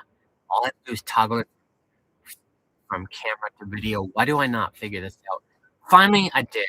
I don't know what it was. I think it was the pandemic, honestly. I downloaded Adobe Premiere, which is the main video software I use, knowing nothing about it, nothing, and just taught myself a little bit every day after work. And now it's just something I do every night, and I love it. I'm so glad I got into videography. I wish I got into it 20 years ago. I feel like I would be in a very different place right now. Careers are a weird thing, you know. They're just a long and snaking, winding road, and what you studied in college probably is gonna have nothing to do with what you're doing by the time you're, like, 30 or 40. Just it's crazy. Right now, the YouTube thing is just a total side project, a side career, and it's like it's quickly becoming the main thing in my life. I remember Kodak 110 camera. Yep, I used to have film cameras back in the day. I think you're on here drinking eggnog with that. Someone else is drinking eggnog with me. Well, not in here, but I hope y'all are drinking eggnog at home. I hope I'm not the only one getting sauced during this live stream. I bet you got a lot of views from people who don't think they hit the subscribe button. Yeah, actually, I do. It's crazy you mentioned that. In my YouTube analytics, it shows who watches it, and it says like 2/3 of my viewers on every video are casual viewers, I think what it calls it, people who watch my videos repeatedly but aren't subscribed, which is crazy to me. Like, I try not to be that person who goes in their videos and says, "Please smash that like button, hit that like button, hit that subscribe button," because that annoys the crap out of me when other people do it. But now I'm starting to think maybe I shouldn't because, like, I don't know, maybe I'm selling myself. I try not to be pushy about that and not think about that stuff. But if I were a little more aggressive with it, maybe I would have a bigger following. But I'm just happy for what I get, you know. I feel like what I have now in terms of the YouTube following is just it's very organic to me, you know. I didn't cut any corners. I never had a video go viral. I didn't pay someone to promote me on their channel. I haven't done any collaborations. I don't know how you all have found me, but you have through the YouTube algorithm. I don't know, but it just feels very organic and rewarding in a way for me. Rewarding. Like this is just from me grinding away, you know? Yeah. How is my live stream doing, by the way? I need some feedback. Aside from going offline for like 15 minutes and losing most of my well, a big chunk of it that never came back, which sucks big time. I think that's up to like over 700 subscribers at one point. But am I doing okay? Like, this is just me blabbing. I'm trying to read what people are commenting. I honestly can't keep up. I can't like tell the stories I want to tell and read what you all are saying at the same time. That is very hard. Oh, thank you. Someone said excellent live stream. Thank you very much. Thank you. I've been going for 3 hours and 45 minutes. Can you believe that? That's crazy. The eggnog definitely helped. My audio is always breaking up according to a few people, but I can't help that. Radical Nomadical, you're crushing it. Thanks, man. I hope you're doing okay. I hope you're warm tonight. I'm assuming you're somewhere around Boston. It's a little bit warm out there than it is where I am. Audio's glitching a bit, but it's understandable. Yeah, I'm sorry the audio is choppy. I can't deal with that. I'm on a wired connection and it's just the phone, which is my camera and my microphone right now, because it's this phone I have, it's wired directly into my computer. Everything is hard wires right now. I'm not doing any antenna nonsense whatsoever. So this is the best I can get it. Frank Reynolds, this is fun, man. Frank, thanks so much. You're always hanging around here. I really appreciate you, man. You're one of my regulars. Oh, no glitches here. No lapel mic. Yeah, lapel mics are a pain in the ass. Sorry. They're just a lot of setup, and they also have a short battery life. What are my plans for tomorrow? I'm seeing Anaconda, which is a movie about a snake. I don't know. I think Jack Black is in it. The heater has been a game changer. I'm glad. Does that mean you got the heater working? Radical Nomadical? Yeah, those diesel heaters, you need them, man. I know I show myself using the little buddy a lot, but I only do that for like 15 minutes to superheat the van. I rely on my Rixon hydronic heating system. I love it. It was a ton of setup, but this wall right here gets warm. Sometimes I just snuggle up against it, and the floor down there gets warm. I do have one thing I should note if you're going to do a hydronic heating system in your van. If you do it under the floor, like put the pipes under the floor, you can't also put the vinyl mat on top of it because that blocks all the heat from coming through. I buy those Home Depot vinyl mats I put on top of my floor, and I can't feel the heat through it. Unfortunately, I have to peel it back a little bit and lay directly on the floor to feel the heat. That kind of sucks. If I could build the van again, would I do hydronic heat again? Probably not. Probably not. I would just go for the hot air dryer. That's what I would do. A hydronic heat is a lot of setup. It's a lot of setup, and also just knowing that there's all this glycol running through tubes in my walls and stuff, and they might spring a leak at any point, and I would never know until anything's destroyed. It's always been in the back of my mind. So I did the whole hydronic heat thing because I was trying to be fancy and do the top of the line stuff. It's a nice little luxury. I would not do it again.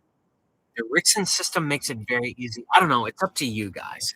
It's up to you guys. If you want to do something very complicated, very fancy, then the hydronic system is great. But it's just, I wouldn't do it again if I could build again. I would love to build a van again. Nora K. Allen, we have watched the whole time, have been following you for a while, and really enjoyed the live stream. Thank you for watching. I don't know if this sucks. I really need to go back and read all of this stuff because I have no idea what people are saying. No idea. I am so out of. I can't believe 500 people are still on. Like it's 20 minutes to midnight. It's been like over 500 people for like all of this time. Radical, nomadical, couple hiccups. Well, I'm glad you got it working, man. Your van is uninsulated. I know you were roughing it, so you're gonna need that thing. January's gonna be cold, man. Good luck to you. Good luck on the YouTube channel for it. Sure. Sean Hedrick, thanks for doing this. Well, thank you for watching. This is just me blabbing. This is like the easy part. The hard part is finding an audience. I mean, I could just talk to an empty room. The fact that you all came and watched me and joined me for this. I had no idea what this was going to be like. I I had a feeling this really would work. In the future, you can nerf down to 480 pixels so the stream is more forgiving. Oh, how do I do that? Can I do that right now?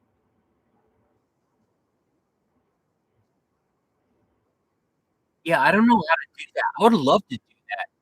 720p is way too much for a stream. Way too much. Okay, I gotta figure that out. Yeah, I did not mean to stream in high definition. No wonder so many people are complaining about the audio. I just don't remember seeing an option for setting that in here, but I will figure that out. I'm afraid to hit the edit button because I feel like it'll cancel the whole thing right now. I'm kind of invested in this. Faust, I'm in my van tonight. It's my first Christmas away from my daughter in 17 years. It's been nice having a place. Faust, well, thank you for spending it with me. Peace, peace, my brother. Peace, my brother. Did I eat all of my nuts? No, they're over there in the pan. I can't eat and talk at the same time. I will have a few more of those. I just had that one that filled me up. Those things are very meaty. They're very oily. It's almost like biting into a balloon full of oil. I'm surprised. Review your schedule. Did I cover everything? Oh, I don't know. Did I? I kind of ditched the schedule after the second eggnog. Oh, my New Year's resolutions. I forgot to go over my New Year's resolutions. I don't even remember what they are. I didn't write them down. I had them in my head. What were my New Year's resolutions? Do you guys have New Year's resolutions? Put them in the chat. Maybe you'll inspire me. I think my New Year's resolutions were about like less coffee. I did try to quit caffeine for a while there, and then I ramped it back up. Yeah, I totally forgot my New Year's resolutions. I'm sorry, guys. I'm not sharp right now. I'm feeling a little loopy. I had what, like 4 eggnog shots? I have no food in my stomach except for a single chocolate. I'm just trying to make it till midnight, which is 14 more minutes. 14 more minutes, and then Christmas Eve is officially over, at least on the East Coast. I think most of you guys are on the East Coast. I see a lot of people.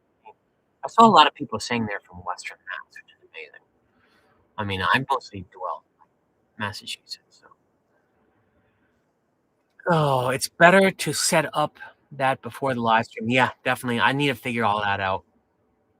Like, there's some streaming software you can use called StreamYard, where it gives you a lot more control, and you can have different cameras and stuff. I actually had a webcam. I wanted to use that and not have to use my phone, which what I'm using right now. I can't use my phone at all right now. I can't check my text messages. I can't communicate with anyone. It's both my camera and my audio. I don't like that. I don't like that. I want to free up my phone and have it used. So the next time I do something like this, I might get that StreamYard thing that I saw YouTube videos about.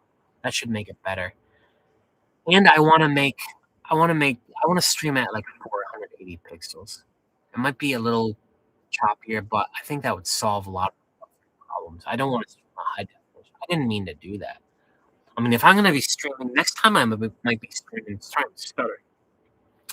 Next time I'll be streaming from like a Walmart or something, stuff somewhere, or a train station or something.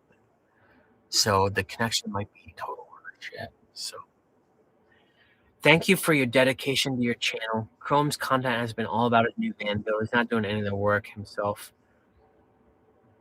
Yeah, that was the impression that I got. You know, I find it kind of odd that Chrome finally saved up enough money to buy an auto body shop, and he's only using it to like sell shirts and stuff. He's like paying other people to do all the auto build. You know, like isn't the point of having your own garage to be able to do all the build yourself? That's what I would use it for. I would have loved to build this van out in a garage. I built it out in a freaking driveway, my dad's driveway. I'm lucky I finished building it before he passed. It's hard to also like make videos while you're building out a van because your concentration is all somewhere else. You know what I mean? Your focus. Stephen Burns mentioned audio settings before challenge and live stream. Yeah, I will. I will do better on my next live stream, folks. I'm sorry. I will figure out the technical glitches. I don't know what happened. I'm really pissed that I went down like a half hour into my live stream because I saw that I had like 800 followers and then 300 of them never came back. That sucked, man. I mean, I'm very thankful that I have 466 people now. That's crazy. That's like 450 more than I expected. So that's still amazing. Well, I'm really pissed that my stream went down. I don't know what happened. Everything was connected. I tested everything. I ran outside and I checked all the cables. There's I don't know what happened. I'm sorry. You're awesome. I like the way you love history. I love history. I'm a huge history buff. Huge history buff. I love history. I would love to do more historical stuff. Like that King Philip's road trip and the Erie Canal road trip videos I do. Those were actually the most favorite videos I've ever done. And they got like the least views of any video I've ever done. That's the cool irony about YouTube. Like the video that you put the least amount of effort into is the one that goes viral, and the one you just pour so much energy into just gets rejected. That happens again and again. It's not just me. I see that all the time. All the time. In Canada, piss means drunk. Yeah, I'm a little drunk right now. Don't forget the midnight surprise. Oh my god. I think this new camera angle is good. Yeah, this new camera angle is good. This is the default camera, the 50mm angle on my phone. I think this is good because if I use the even wider angle I tested before, the countertop is so far away. When I'm up there, you wouldn't see anything. And I feel like I'm nice and centered. Man, it is so hard to look at the camera and not look at my computer screen. I so want to look at this while I'm talking to you guys, but you guys probably want to see me looking at you, right? I don't know how he made that much money. Who, Chrome? Um, I love Chrome. I think he's the OG. I think he's a victim of success. That's the thing about Chrome. And that's the thing about being a YouTuber and doing this stuff. You know, he started in debt and stuff. He got so good at YouTubing and was so engaging that he started making a ton of money through his YouTube. And now he's no longer the core of the story that got him into van life is no longer there. You know, it's like a victim of his own success. It's crazy. But I love Chrome. He's the only van channel I ever watched. Huge inspiration on my life. I love the guy. I think he's amazing.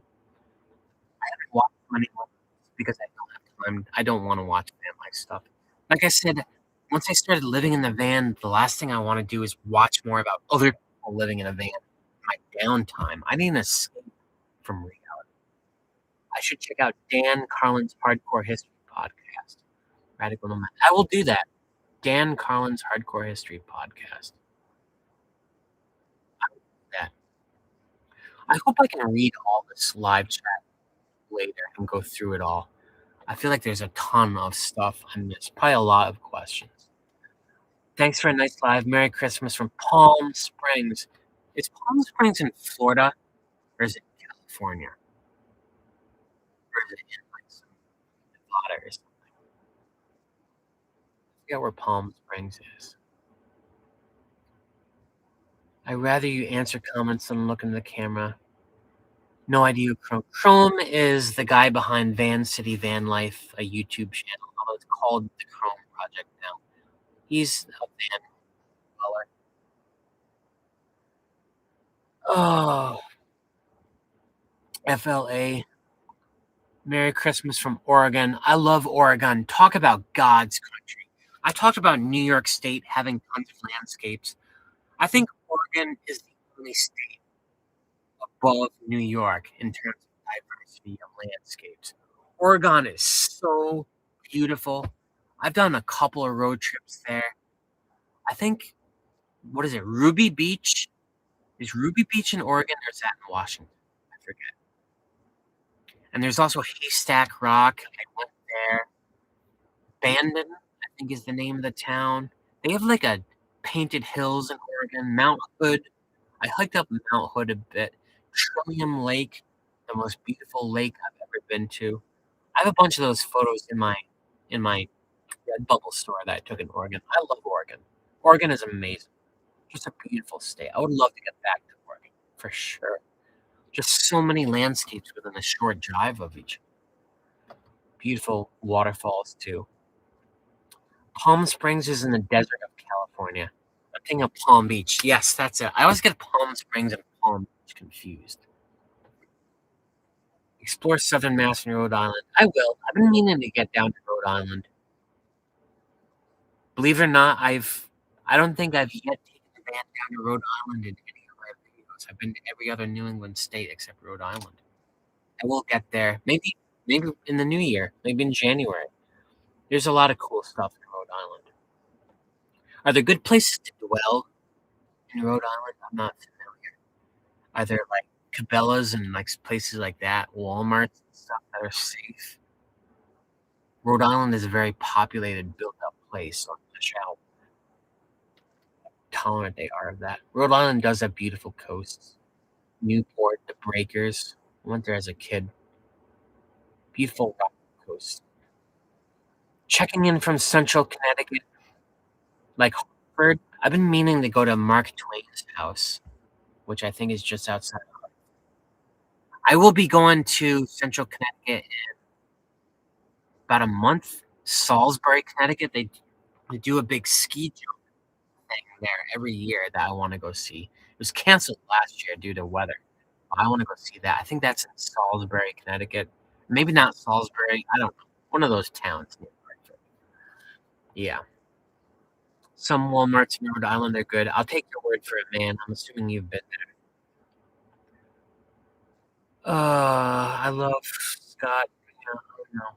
Oregon is a beautiful state. I stayed away from major population centers. Eugene is nice. Oregon is a beautiful state. Portland has gone way downhill. Last time I was in Portland, I had a very bad experience. It's just those West Coast cities have been, I don't know what happened. The homeless population is just like taking over all the downtown cores and they've given up facing it. I don't know what happened with the West Coast cities. Even Vancouver, I have not been to Vancouver in like 10 years, but I've seen some videos and pictures of it lately. It just seems like the heroin capital of the world. I don't know what happened to that place, unfortunately. I mean, every city has problems, but, you know. Stay away from Chicago. Yeah, Chicago is a lot of crime in Chicago, but Chicago's in a beautiful city. I do love Chicago.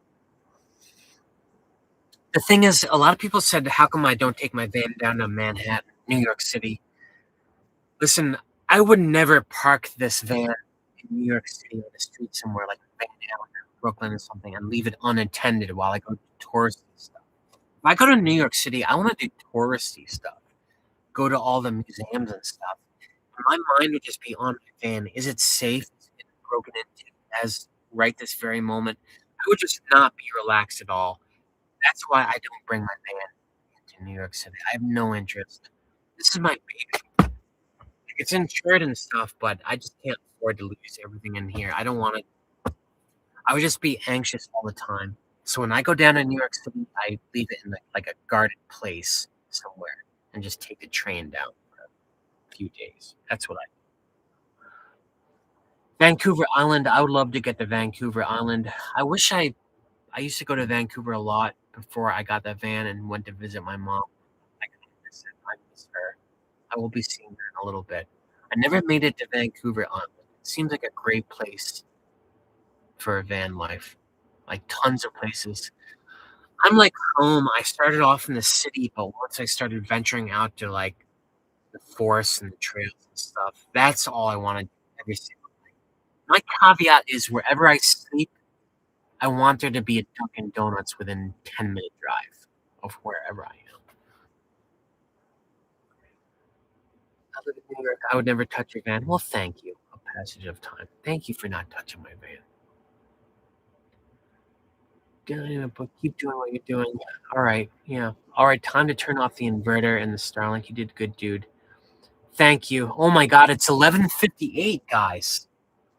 11:58. I almost made it. We're on Redondo Beach, California in the summer. Yeah, I would love to. I love LA. I went there in my late 20s. I was really into like nightclubs back then. I just went to like nightclubs every night. I had the most amazing time of my life in Los Angeles. I think that is such a cool city.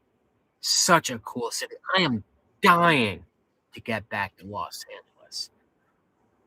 But like I said, I need a lot of time off to make it out to the West Coast. What I think I might just end up buckling down and doing is checking this van into some safe storage space for like a week and just flying to LA and just give myself a little break from the van for a little bit just to see LA. I've also never been to Las Vegas, believe it or not. Never been to Las Vegas. Almost went there like once in college, like roommates, and then again in my early 20s, and then a third time in my mid 20s. And each time I bailed out of that at the last minute. I regret it. Vegas seems like a cool city. Yeah, this has been so enjoyable. Oh my God. And there's still 463 people. I don't know. It feels wrong to shut this down when there's still 463 people on the on this in the podcast. What is this? A live stream?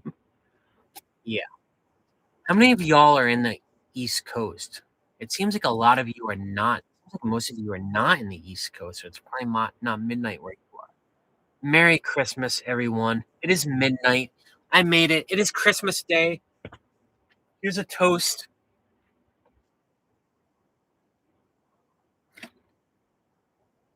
Merry Christmas. I made it through 4 hours of live streaming.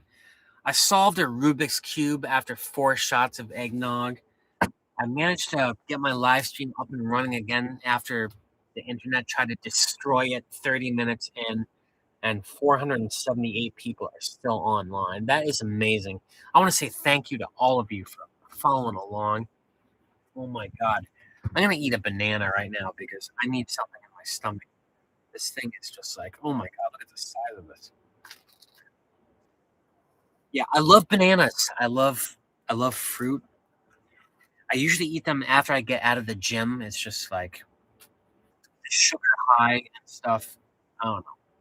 Bananas are just like a great all around food. I see why the monkeys love them so much. They have a great mouth feel. Sugary, but not too sugary. They're oily, but not like too oily. Starchy, but not too starchy. Merry Christmas to you, shy fellow. Yeah. Merry Christmas. Sally's674, San Diego, Merry Christmas. Meow Meow Kitty 61, congratulations. Thank you. Just Judy 732. Oh, I skipped Montana's winter this year. Yeah, Montana gets cold and windy.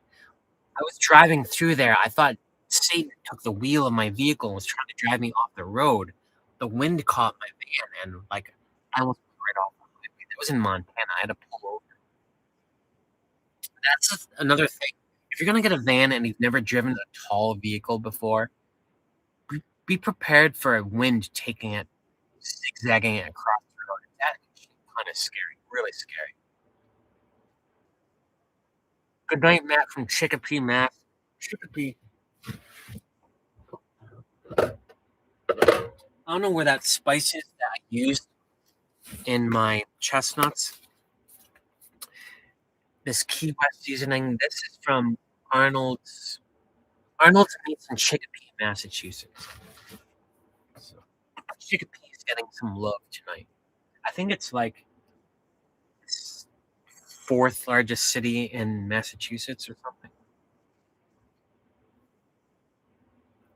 Back bit left your stream up. Yeah, okay. Well, there's still 478 people on, and I want to finish this banana, so I ain't calling it a night yet. I want to try to see some of these names. Barb J pretzel. I will be eating pretzels. I got myself a sandwich that I'm going to be eating after the live stream. Thanks for being you, Matt. The surprise, the midnight surprise. I think I'm going to leave that for my next video. I'm going to leave you all hanging. I'm sorry. I'm not ready to drop that yet. Oak Island Pub, Oak Island, North Carolina. Is that where all those like treasures, buried treasures are? I vaguely know about that. Am I going to stream on New Year's Eve? I might. I don't know. If there's demand for it, I feel like there's so much competition on TV to watch. Here's the thing. If I do stream on New Year's Eve, you all got to promise me, even if you don't want to watch me, get my video running on your laptop and just have it playing in the background. Paid by the view. That's what you do counts. They don't actually need to know.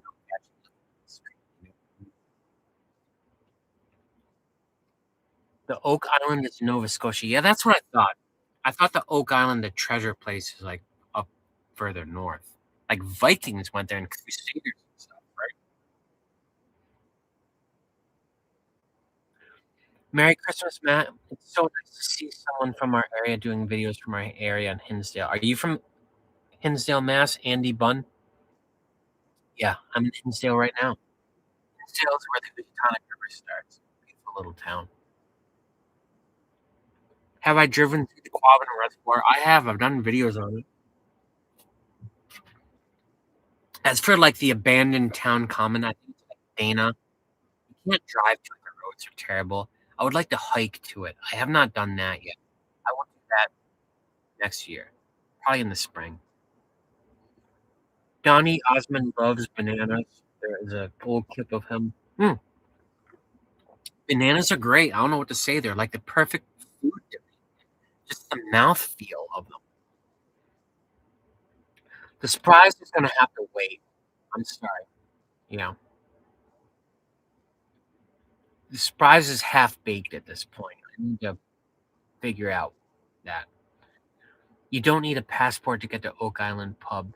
Oak Island, North Carolina. Yeah, okay. I will go back down to North Carolina. I meant to go to Roanoke. Is that North Carolina? Or, wait, what was the city I wanted to get? Raleigh. Raleigh. I wanted to go to Raleigh on my last road trip. Never made it that far. I made it close, and then I turned around. I was liking Virginia too much. But I will go back to that. Yeah. Oh my God, what is this? Received a gift membership? I don't know what's going on. OXO, Michelle OXO. Did you really just gift 5 memberships, Michelle? Thank you so much. That is amazing. I didn't even know you could do that. That is extraordinarily generous of you, Michelle. Thank you very much. You guys are amazing. I can't believe the generosity you guys have given me tonight. My favorite place I visited in the US was Mount Rushmore. Yeah, Mount Rushmore is actually pretty amazing, I will have to say. I didn't know what to expect when I got there, but it's pretty impressive and has the nicest gift shop I've ever been into. I got 2 hoodies from there, a bunch of stuff, and it's pretty amazing what they did in the mountains. in the middle of nowhere. In the middle of nowhere. It's crazy. That was the most fun road trip I ever did. That one to Mount Rushmore at the Corn Palace. Who was that? Did you go to the Corn Palace? This big like auditorium type building in one of the Dakotas, and they staple corn on the outside of the thing. The core of it is like lumber, brick, something I think, but they staple corn in elaborate designs all over the thing, and it's amazing. The inside is all like corn wallpaper, corn floors, everything corn. It was a cool town too. I stealth camped right next to the Corn Palace. I did a video about that. There's a parking lot right next to it. I just stayed there overnight. I called the police actually in that town. I said, "Can I mind if I just sleep next to the Corn Palace tonight?" Like, sure. Yeah, I would like to do that again. That is like the great all-American road trip. Go to the Dakotas, Yellowstone. What was the other one? Tetons, Corn Palace, the Badlands. That is just the most epic road trip I ever did. Ever did. These amazing spurts of beauty surrounded by hundreds of miles of barren wasteland. And you will blow your brains out like doing a drive in between these sites. But once you get to them, it's just surreal. Corn Palace, Mitchell, South Dakota. Yes, that's it, Mitchell. A very cool town. Very cool town. Like lots of restaurants and shops and stuff. I remember gift shops on Main Street. And it's like in the middle of nowhere. Delta Jewel, wish everyone a Merry Christmas. I bought an F-150 super cab to start traveling instead of sleeping. Yeah, go for it. I car camped for over 10 years before I got a van. I car camped in every type of vehicle imaginable. Little like Volkswagens, SUVs. Eventually I reached a point where I realized it's nice to be able to sit up.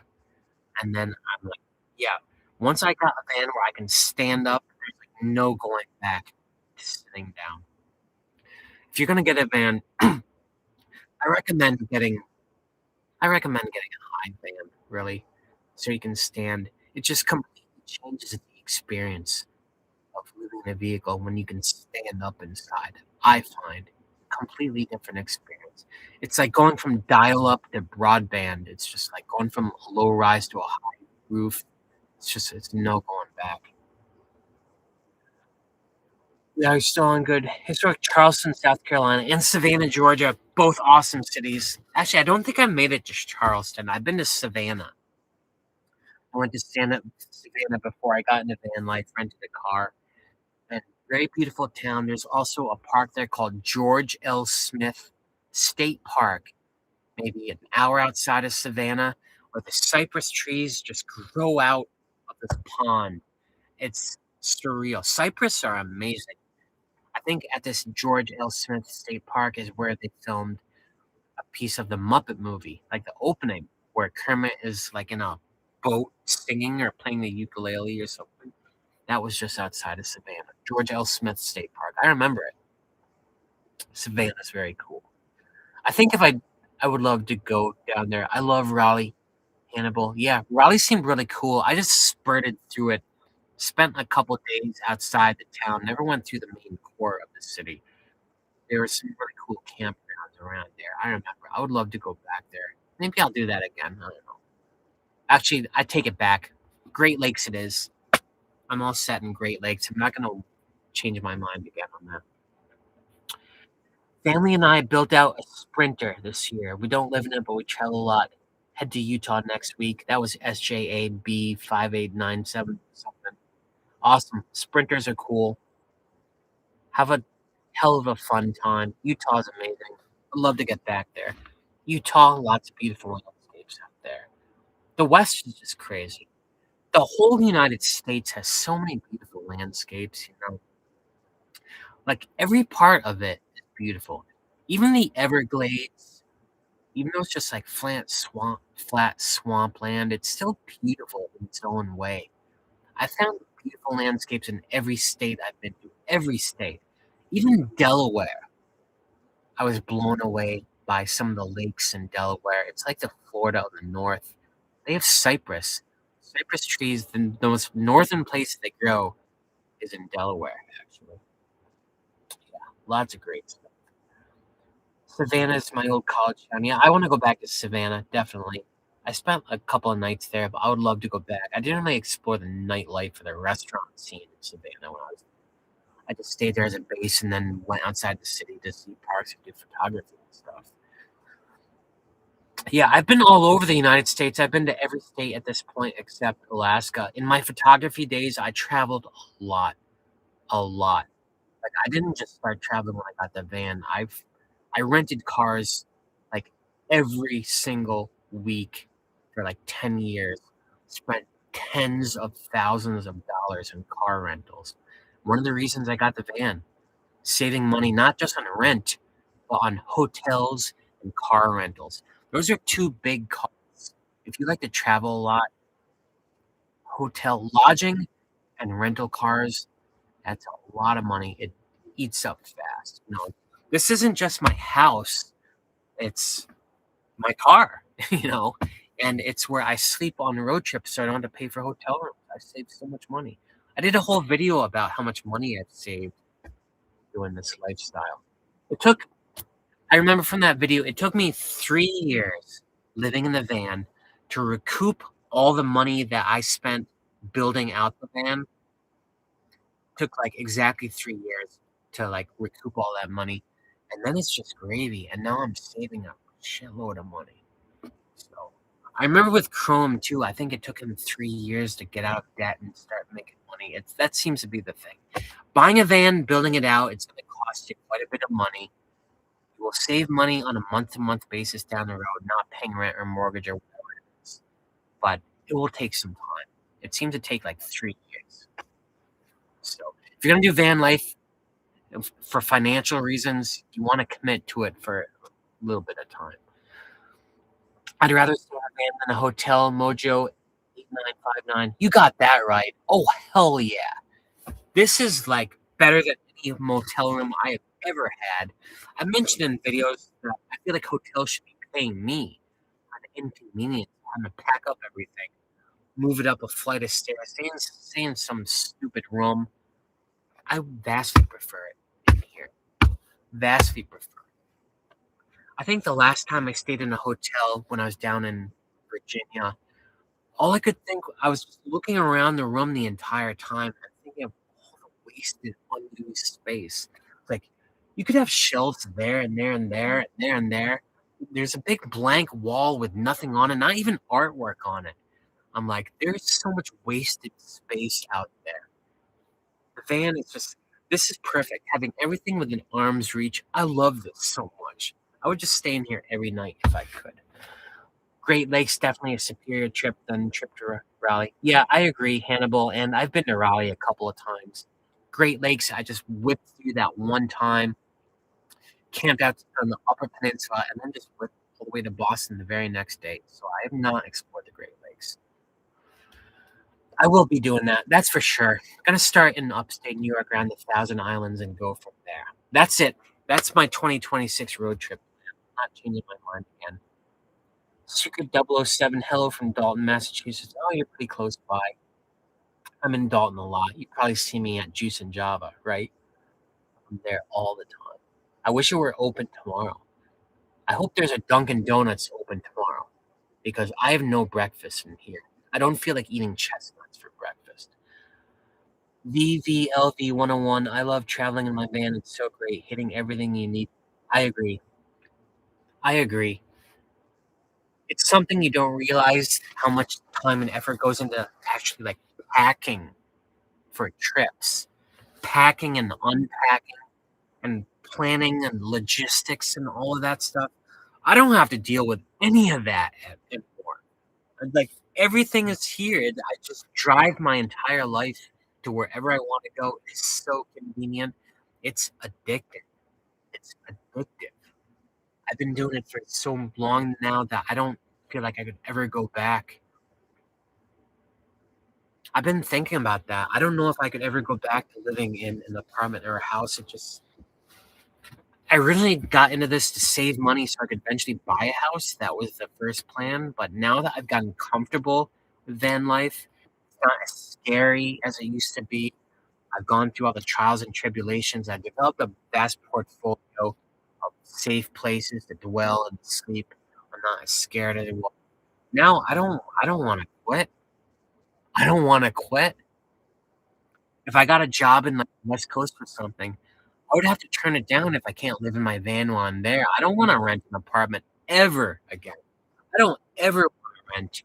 And when I see houses on sale, like small houses that don't inspire me at all for like $500,000, I'm like, that is such a vast waste of money. I can buy so many life-changing experiences for $500,000. Like all I need is a place to sleep. I can sleep in my van for free, you know? Oh my god, it's almost 12:30, folks. I think I might have to hit the hay soon. Vanlifer in Scottsdale, Arizona. Merry Christmas. Merry Christmas. I think we talked about Arizona earlier in this.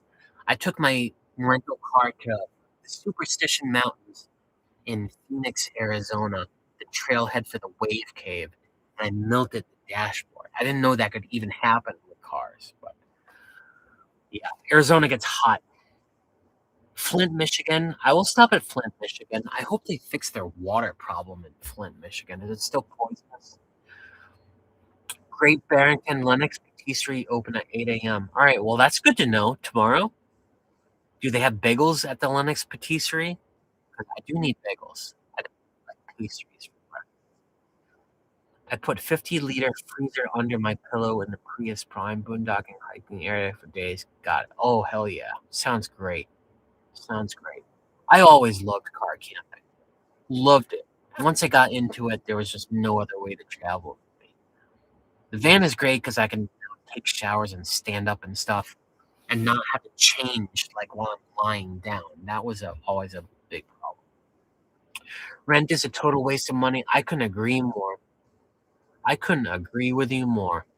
Those apartments I had, they were always just a place to sleep for me. I never spent a day in them, and I was spending like 2, 3 grand a month for a van to rent in Boston. It's so ridiculous. You spend all that money on rent, and you're just paying for someone else's mortgage, as far as I can tell.